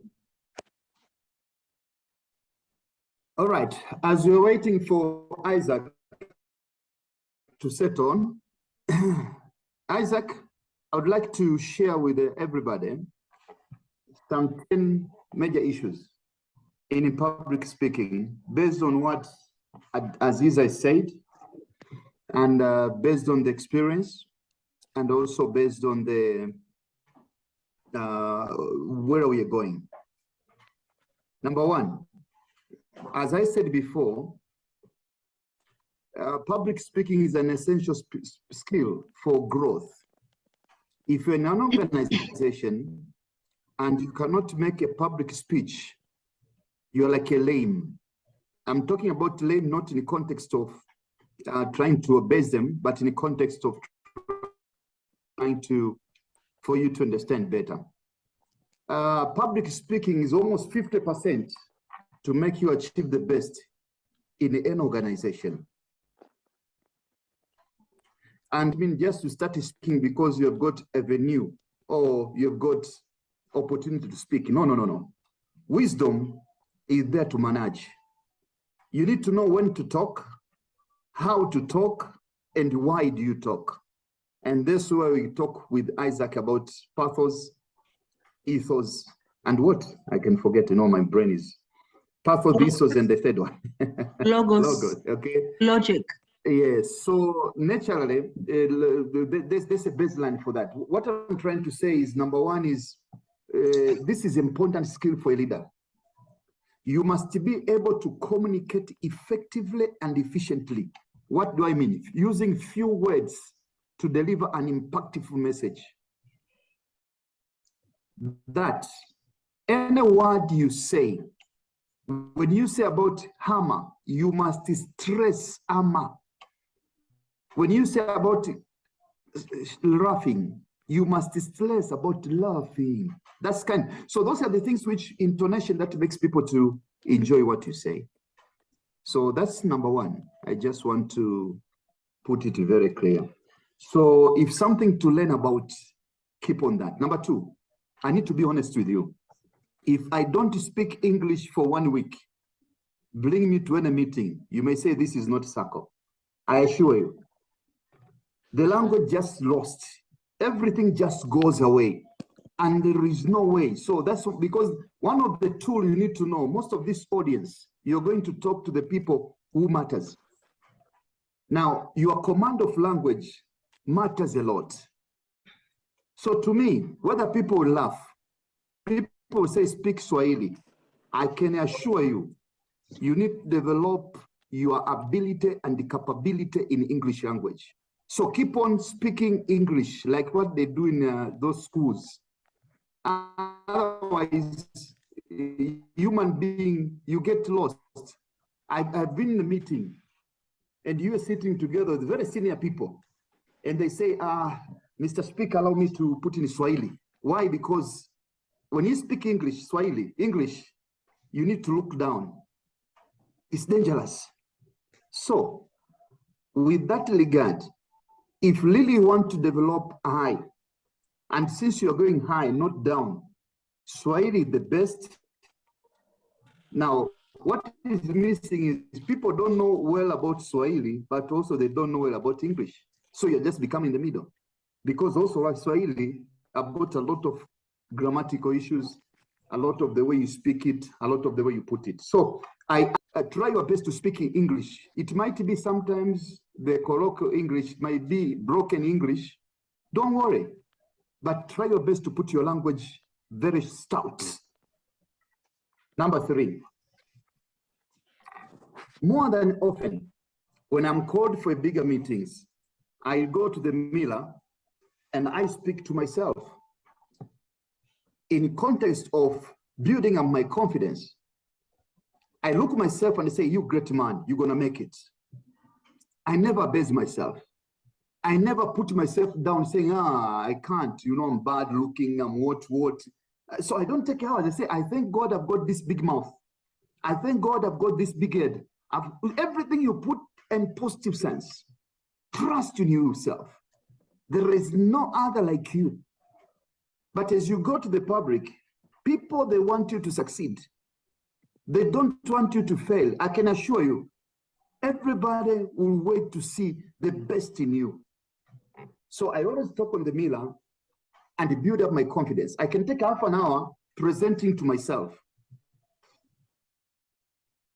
And sometimes I could tell my children and my wife, listen to me while I'm presenting. My voice, do you see the intonation is correct? Or should I change? For example, they told me you're always touching your nose. So I try to my best to avoid that. You know, there's things which you do without you are conscious. So that's number 3. Number 4, which is the important thing, and never go for a public speaking or presentation unprepared. Why? You are a mechanized. You are an item for sale.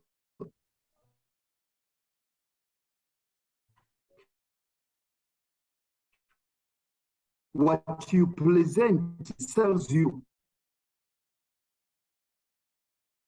I've received a lot of calls, for example, I've got some few assignments to do in October. I get reference what I said somewhere. So make sure that this item for sale, if Coca-Cola was to be put in a very bad bottle, I think nobody would have drunk it. Nobody would have tested it. But that kind of blending, that is called kind of, you're trying to seduce. Though it's a bad language to speak about. But try your best to prepare yourself before going to any presentation, wherever you are. Number 5, just like it is difficult to learn about language, so it is difficult to learn about public speaking and the presentation skills unless you practice it. How do you practice it? There are many opportunities in life. It might be you are even family meeting. That's that where there. It might be even in your place which you go to your social life. It might be even in this meeting. You may say, okay, Sako, please, next week I've got something just 10 minutes I want to present. We'll see it. Because the aim is to build you to be the best of who you can. But also may call anybody, asking Madam Aziza, Aziza, would you have time for this?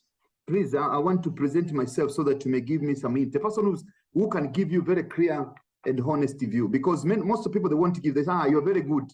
When they go at your back, they say, that person, that woman, that man is this way. And that's very dangerous. So find someone who is honest, who can tell on your eyes, hey, this is wrong, this is not correct, this is not bad, good. So get time to speak and develop that speech on your side. Number 6, there are a number of books we share about public speaking. There are people I know who have gone to more than 40 seminars on public speaking. And until now I'm talking to you, they cannot speak even two sentences in public. Why? Because they don't practice. Practice make perfect. Practice make perfect. Isaac, are you back? Isaac? Okay, still is not there. All right, number 7. Number 7. Let's go to number 7. Number 7. And this is very, very important. One of the things that I build up myself when I'm making a public speaking, when you prepared a presentation on your screen,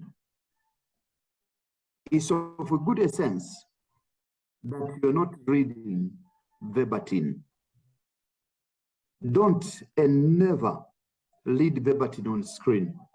If you've got a presentation, make sure that you have, we call it, you've swallowed it. Okay, make sure that you've swallowed it. And I'm talking about practical experiences. I'm not talking about theoretical experiences. So swallow the presentation. Don't do the verbatim reading. People hate it. Isaac talked about the so-called ethos. This is about perception. The appeals of speaker's status on authority. If you tell me to go to speak about even medicine today, I can assure you, I can swallow at night about medicine, and tomorrow I'll present like if I'm an expert on medicine. Why? Because public speaking skill pays a lot, I can assure you. If you master the skill and the art of public speaking, it's you who will deny the need for you to go to present, starting from your workplace. If you got the capability of proper intonation and the presentation abilities, people, when they want to go to outside or whatever, they call somebody is more confident on this. So please, never read on the screen. Is just to guide you to go through the subject. No, that's where you miss a point. And when you do so, people will say, send us the slide, no need of reading. But with that together, be careful of giving people slides before presentation. I repeat, don't give people slides before presentation. That's not appropriate, because by human nature, they will always go through, and unfortunately, they may be more knowledgeable than you. Let them see it on the screen as you're presenting. I'm talking about practical issues with the presentation. That will make a difference to the marketplace. Number 9. As a leader and any person who wants to be expert in public speaking, learn to listen and learn to listen. Never try to avoid your audience or to cut your audience from speaking. It's your call to the meeting. Never disappoint your audience. Never. Always be ready to listen, not to listen for purpose of responding, listening for purpose of understanding their point of view. That's what we call logos. You need to be sure, what do they think about the subject matter? But now with that also, be careful not to waste a lot of people's time. For example, remember, I was presenting about public speaking, and I was listening to someone presenting, and he started by saying, let's start. What is public and what is speaking? So we wasted 3 hours talking about what is public and what is speaking. You see, and he was listening to the people as they speak. You need to be controlling. You need to be careful. If you want to talk about that, put it maybe 2-3 minutes or 5 minutes at maximum. Why? Because you are selling yourself. You're not selling those people. It is you who is selling yourself. You are an item for sale. If the PP is not well put in a cover, people will not trust it. People will feel it bad. But there are covers you see on a PP which you feel that I need to have this. There is a perfume someone put on, you wish to follow that person. So you need to create your own way of selling yourself, so that not only today you are called, but also tomorrow and next week. I can tell you, your education, your master's degree, your undergraduate degree, they don't have a lot of sense past your schoolwork. But public speaking is the essence of political winning, is the essence of moving up, the essence of growth in the organization. People will not care if you got your first class degree, but you cannot put very clear understood at something to be understood by everybody. But people will be very keen to see how you put your logical argument on the way you present the matter. The last one. We may keep on training people about public speaking, of which we'll do. For example, I think Madam Aziza will finish about the clear difference between the public speaking and the so-called presentation. And also we'll talk about some key points on presentation before we finish today's session. Notwithstanding, read and read. Books, articles, theories, videos, YouTube presentation, until you master the art of public speaking. Today, we will send a certain video, which is good one, so that to at least build a lot of people's ideas of what I'm trying to put here. Thank you very much. Thank you, So Dr. any Sako. question? Yeah. Yes. I don't know if I should say sadly or goodly. I already presented about public speaking and the knowledge on the difference between public speaking and presentation skills. Thank you. So maybe So- to proceed, Mm, because Isaac Okay. was talking about power of confidence, mm, maybe we can discuss more about the power of confidence briefly. okay. How is confidence important for you to have during public speaking? Okay. Yeah, basically how to build your confidence. As Mr. Isaac said, that confidence is like a superpower. It's the belief that you can do anything that is in front of you. So if you believe in yourself that I can do this, that means you have confidence in yourself, in your ability to do that thing. So confidence means feeling sure of yourself and your abilities. There's a difference between confidence and arrogance. These are two different things. You can be confident, and it does not necessarily mean that you're arrogant. Arrogant people, they feel they're better than other people. That is not confidence, that is arrogance.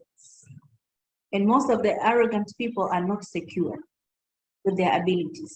Because if you think you're better than other people, that means you're feeling some sort of insecurity from them. So you're bringing yourself to a higher level so that they're scared of you, or they feel that you know better than them. Meanwhile, you do not know anything. So confidence means feeling sure of your abilities, but it's not arrogance, because arrogance is putting yourself like you're more than others, giving yourself value more than other people. That is the difference. So it's very important to have confidence, to believe in yourself and to believe in your abilities. In order for you to stand in front of a crowd or stand in front of the audience, you need to feel that I can do this. I can stand in front of these people. I can talk. You need to believe that. So when you stand in front of people, they will see it. So the energy that you bring is the energy that will surround the whole place. If you come with confidence and believing in yourself and your abilities, then you not only touch the energy levels of every audience around you, but at the same time, it helps you to get the real benefits of public speaking, because truly it will give you personal development, it will give you career advancement and other benefits which we talked about prior. So now let's see how can we be more confident? We already know that having confidence is important, and it helps you to, especially in public speaking, to stand in front of people. It's like a superpower. It gives you power to stand in front of people and to present your speech or to talk comfortably in front of people. So we have many ways of how to be more confident. So I'll just talk about a few and let Dr. Sako or any of the team members, please feel free if you have any point to contribute on how to become more confident. The first one is actually confident. Confidence comes from the mind. So build a confident mindset. Your mindset, instead of saying, I can't do this or I won't, just say, I can. So be positive. Reorganize, rearrange your mind. Instead of saying negative things, start saying positive things. The more you say positive things, your mind will be acting positiveness and it will be thinking positivity. So because of our physical bodies, they act according to our minds. That's why when we're happy, we're energetic. When we're sad, we're feeling a little less energy, we're tired. It's not because our body is tired, it's because our minds are tired. Our minds declare the state of our body. So you have to build a confident mindset. Believe that you can do it. Instead of saying I can't, start saying I can.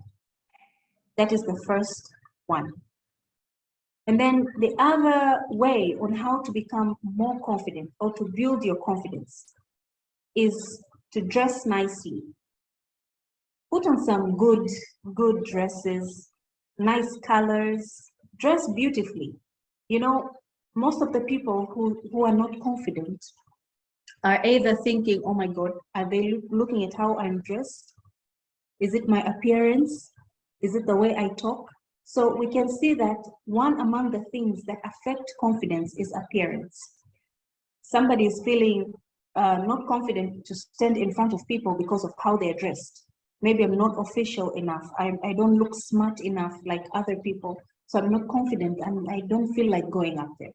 So the second thing is to dress accordingly. Dress nicely all the time.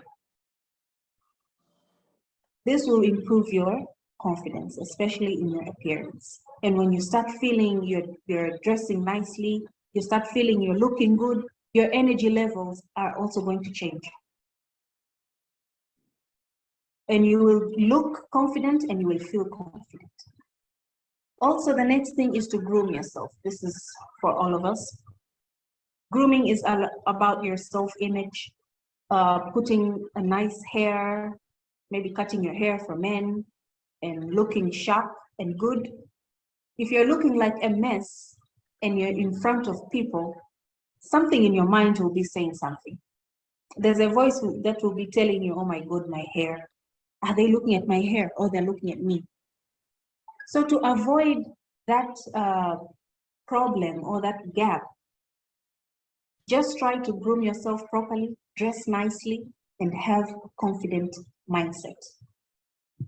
This will help you to build your confidence.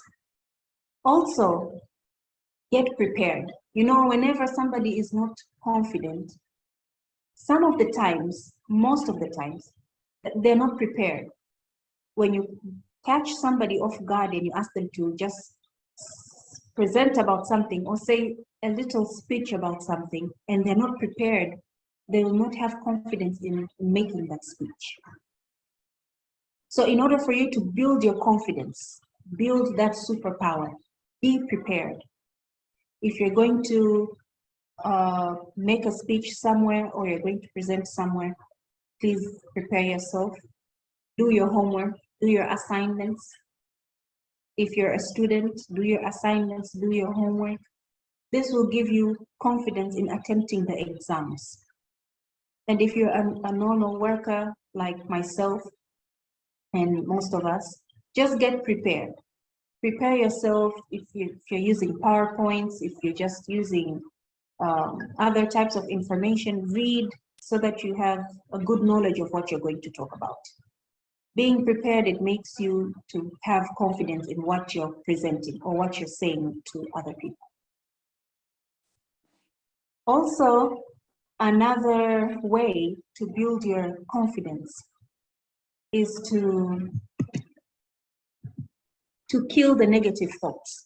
You know, everyone has negative thoughts in their mind. Even the most confident people, confident levels go up and down. There's no one who's confident special. Like they're professionals in being confident. There's always a time or two somebody's feeling shaky. That's human nature. So it's just to make sure when the nerve hits you, you have a couple of things that you do to control your nerves. Whether it is to breathe, if you're going in front of people, it just happens that you shut down, just try to relax, to calm yourself, to take deep breaths so as to regain the confidence. It happens. So it's very important to breathe and to have other activities that you do, just in case if it happens that there's a certain nervousness that hits you or fear. Learn how to control your fears. Have different activities that you do in order for you to control your fears. To not let your fears get in the way of what you're doing. So saying that, if any of the team members have other ways of how we can improve our confidence and how we can be more confident within ourselves so that it can show to other people, I welcome you so that we can discuss further points from your end, please. Anyone who has a comment or perspective or a tip, experience, please welcome.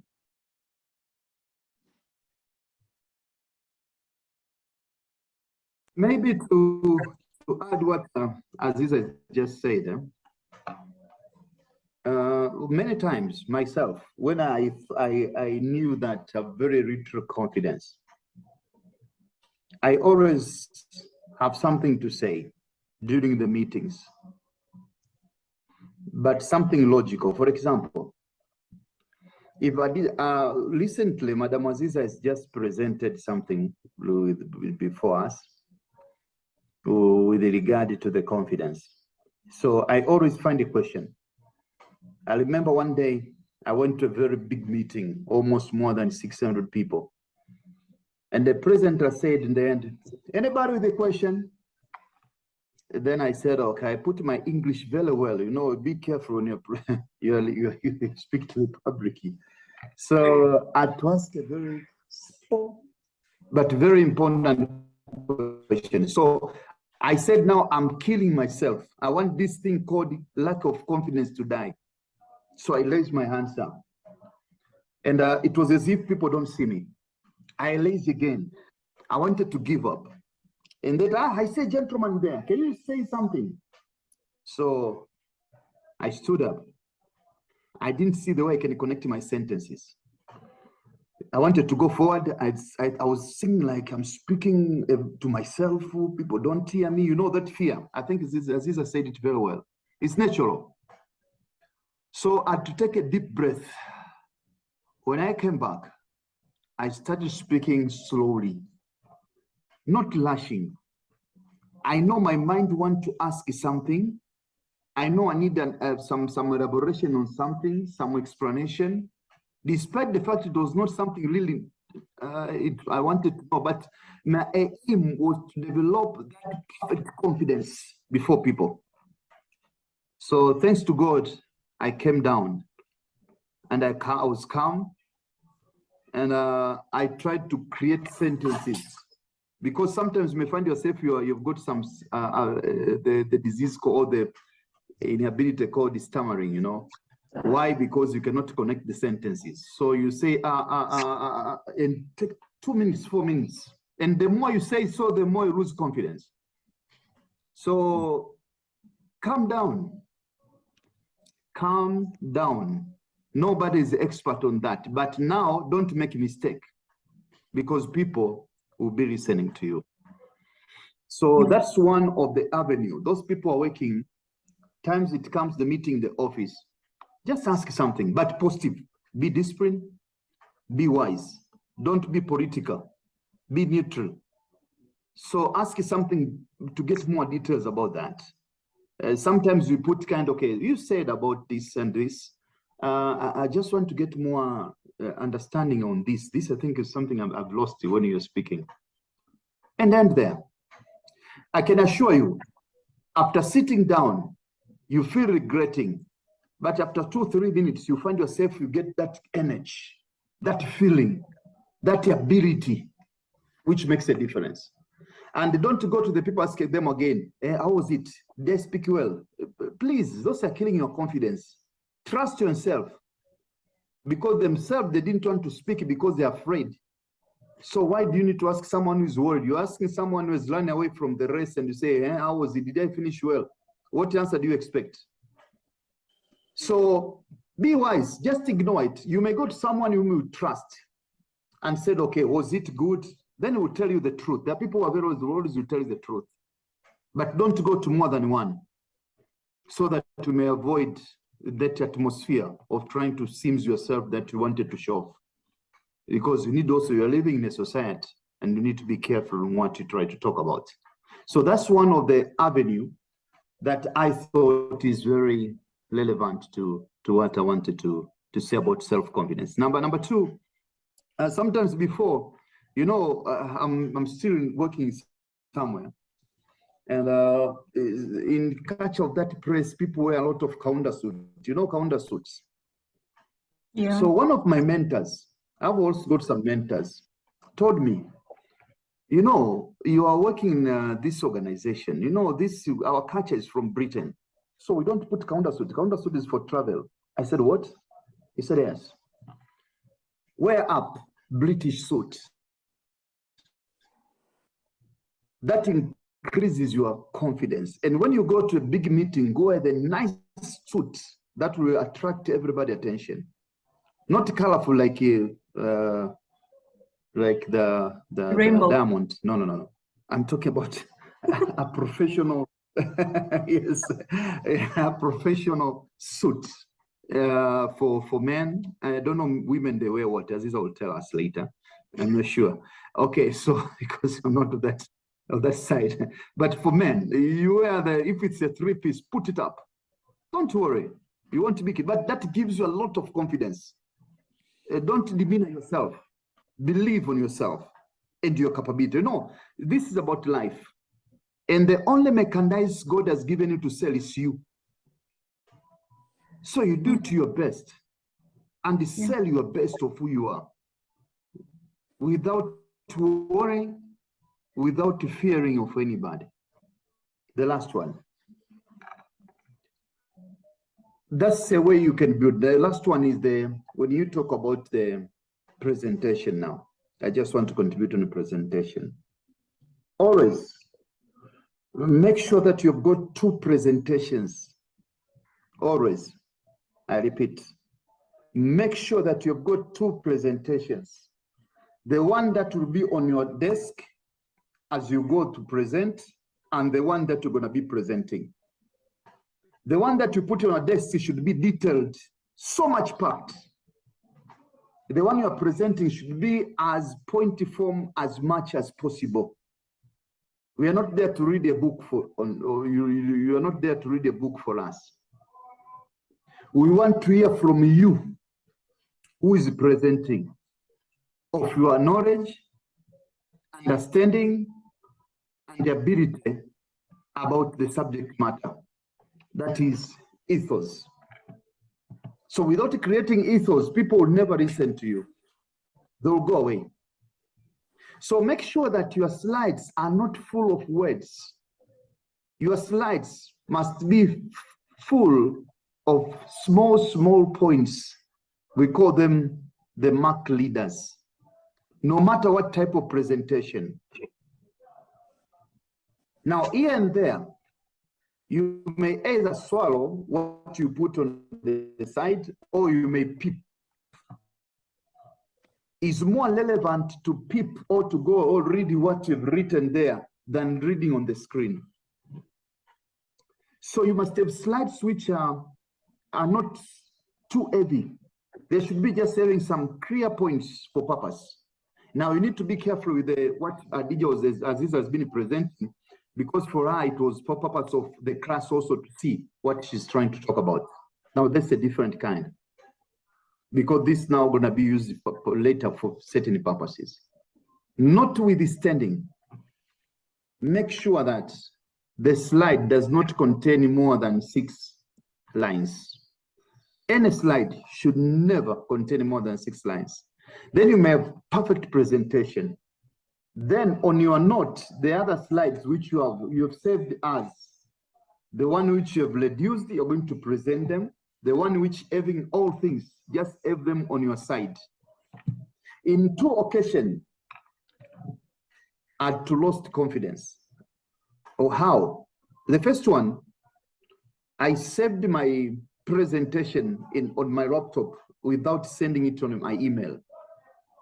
So when the customer or the person, the people wanted me to present to them, I'd paid for my air ticket from Mwanza to Dar es Salaam, and at evening, I was supposed to return again to Mwanza.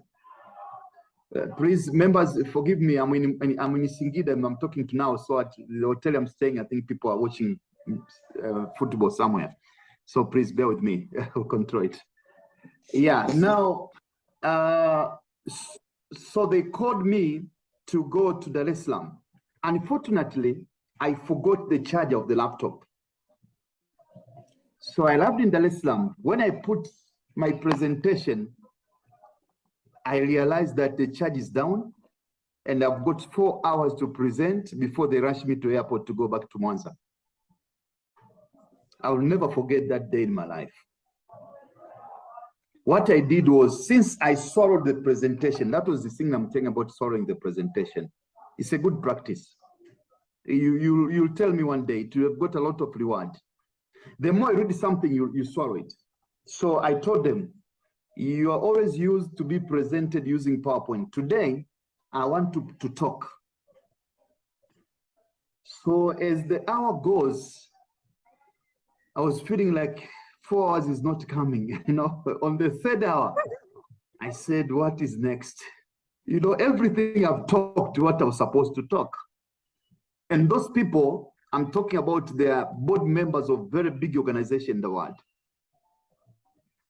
Thank God, nobody knew what I was going through that day. But I finished the 4 hours. They were very happy, and they brought me to the airport. So always send your presentation on whatsoever email you have. Save your presentation on a flash disk, and also print a copy. I was at Muhimbili University, Muhimbili Hospital. I was presenting on strategic plan somewhere. They want to do a transformation. And I was standing there. Immediately, the PowerPoint stopped. My computer started to do what? Updating. You know those things, eh? Those people use the laptop, they know what I'm saying. So there, I have no choice. So the only thing I had to use was to use my printed copy. I think you understand. And that helped me to do the presentation before those professors and doctors. Otherwise, I felt very embarrassed. Now, this is a way to build confidence. Never panic. Know that people are waiting for you, and you are the only expert on that subject matter. If there's another expert, allow him to talk too much in that presentation so that you may be able to present your position later. Ladies, gentlemen, let's hear from you now. I think Aziza, I bring a class back to you now. Thank you. Sorry, team, I got some connection problems. Hello, team. Hello. I got some connection problems. That's why I failed to present the part of how to build a confidence in public speaking. Of course, I was about to present how to be a better at public speaking, of which will enable a speaker to build a confidence. So I failed on that because of the connection problems. You give us the summary. Give us a simple summary in 5 minutes before we cross. Then we can discuss to Zita. Okay. That's a summary. high level so that people cannot miss. And also, if you've got some slides, you may share with us later. Okay, one among Thank the you. strategies. One among the strategies for effective speaking or how to be a better at public speaking is to study. Look up articles online and discover new trends in writing and delivering speeches. Find out which methods are the most effective and blend them into the address. You can also research a famous speaker you admire and attempt to emulate them. Listen to how they speak and watch how they move, take notes and practice what they do. So by studying, you can build a confidence, you can be a better at public speaking. Another one is to research the topic. Well, before presenting to an audience, you must have a deep understanding of your topic, thoroughly research it and try your best to develop expertise in the subject area. Aside from enabling you to craft a better speech, this approach also helps you to grow a confidence, increase your knowledge, and enhance your ability to recall information. Another one is use metaphor and analogies. When presenting to a public, when presenting to the audience, you need to color your speech. Use metaphorical language. Well, metaphorical language is the language which is full of figures of speech, the language which is colorful. When you use appropriate metaphor, becomes a great method to express your idea or concept. Such figurative language is often one of the best tools to use to help explain yourself to your audience simply yet effectively. Another one is break information into digestible parts. Well, when speaking in public, when speaking to the audience, consider your audience capacity to absorb and retain vital information. This consideration is especially true for long speeches, which require the speaker to use special strategies to present information. A common way to do this is to break an important part of your message down into 3 primary parts. Ensure that each part offers an actionable takeaway and title them appropriately within your slideshow or other presentation material.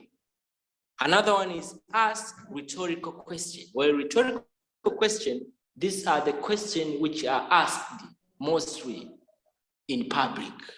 For example, when a politician speaks or a leader speaks, someone might ask, is this how leadership is?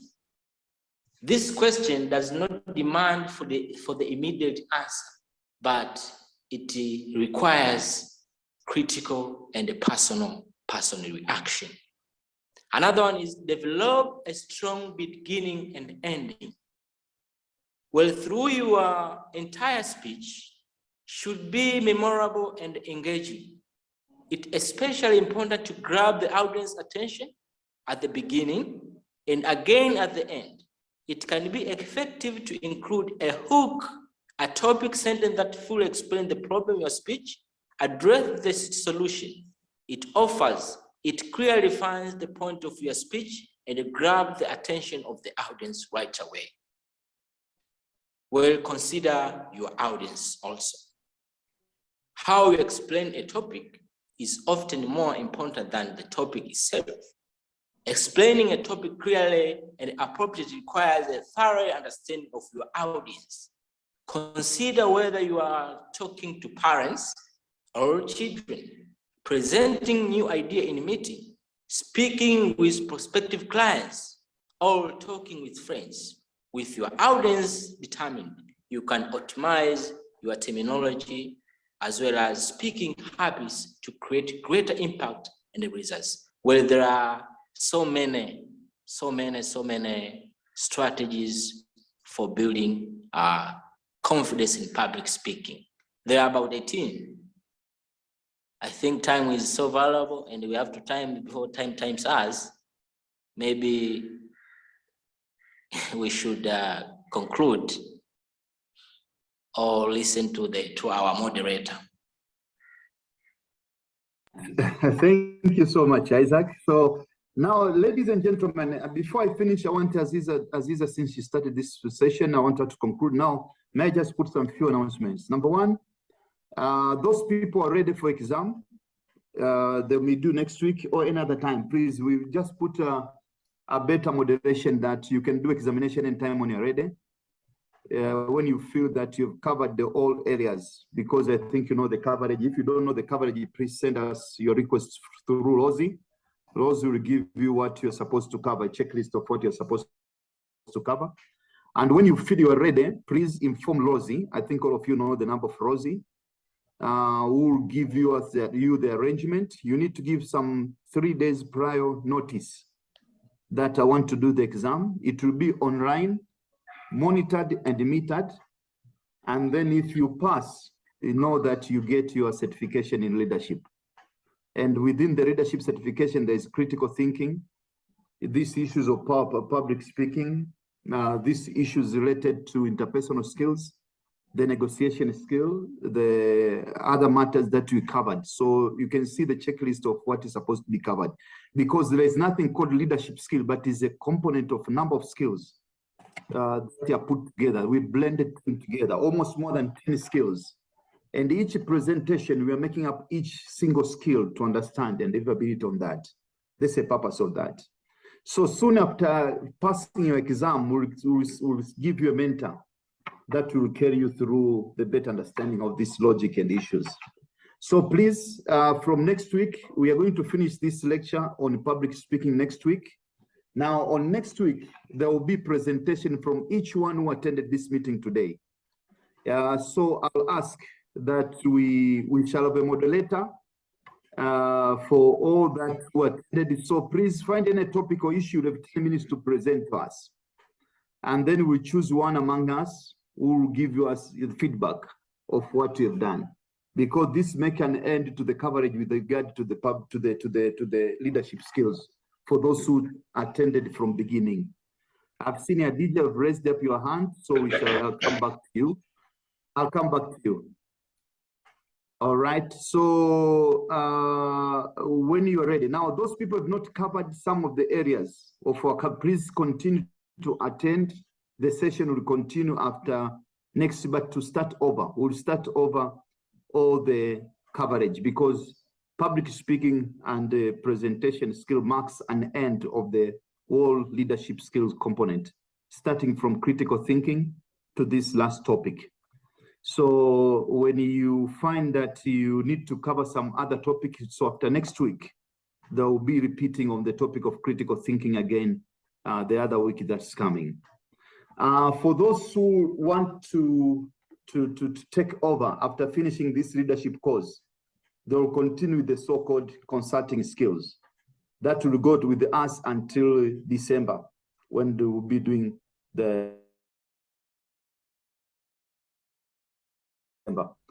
So those people want to be certified in consulting skills. But as far as leadership skills concerning, after this session, there are some people who have joined. We'll go through the repeat course, which you are allowed to attend until you do your examination. So may I welcome Adija? You wanted to say something? You want to ask something? Yes, yes, Doctor. There is this topic called conflict resolution. I think we have not covered.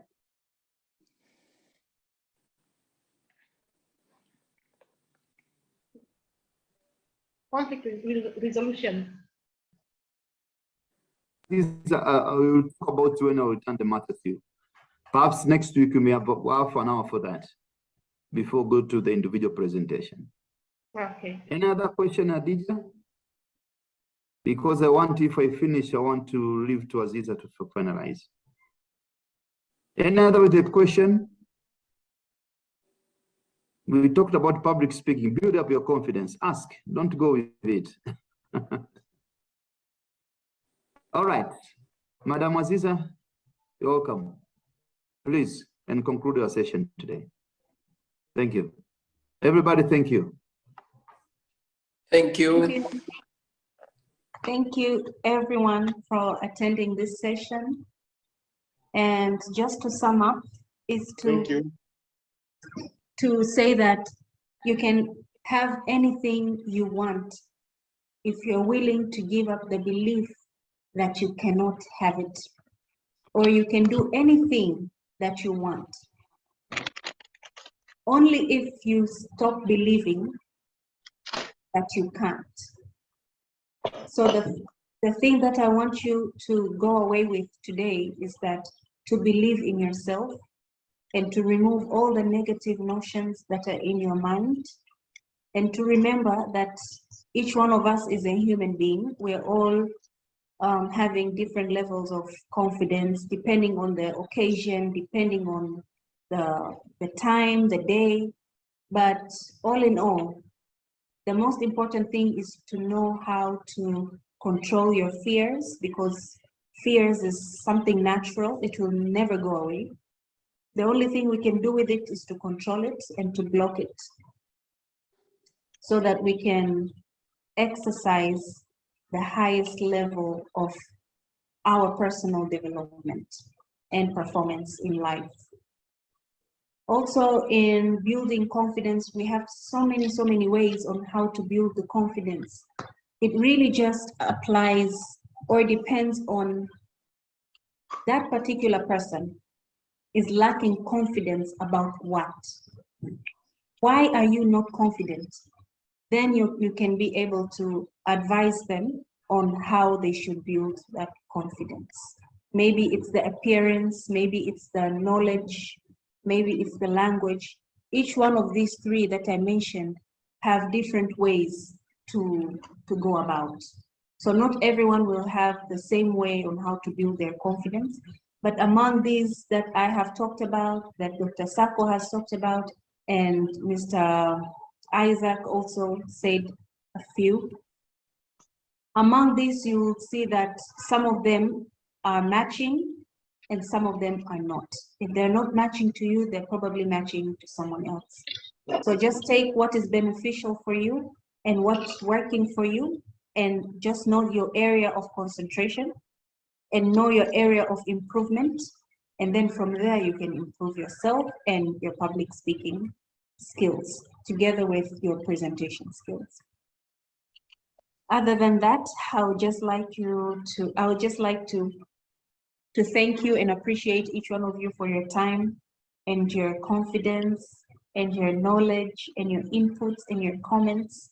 Please, even if you are here and you didn't talk, that is okay, as long as you're learning something from this session, and this session is helping you in one way or another.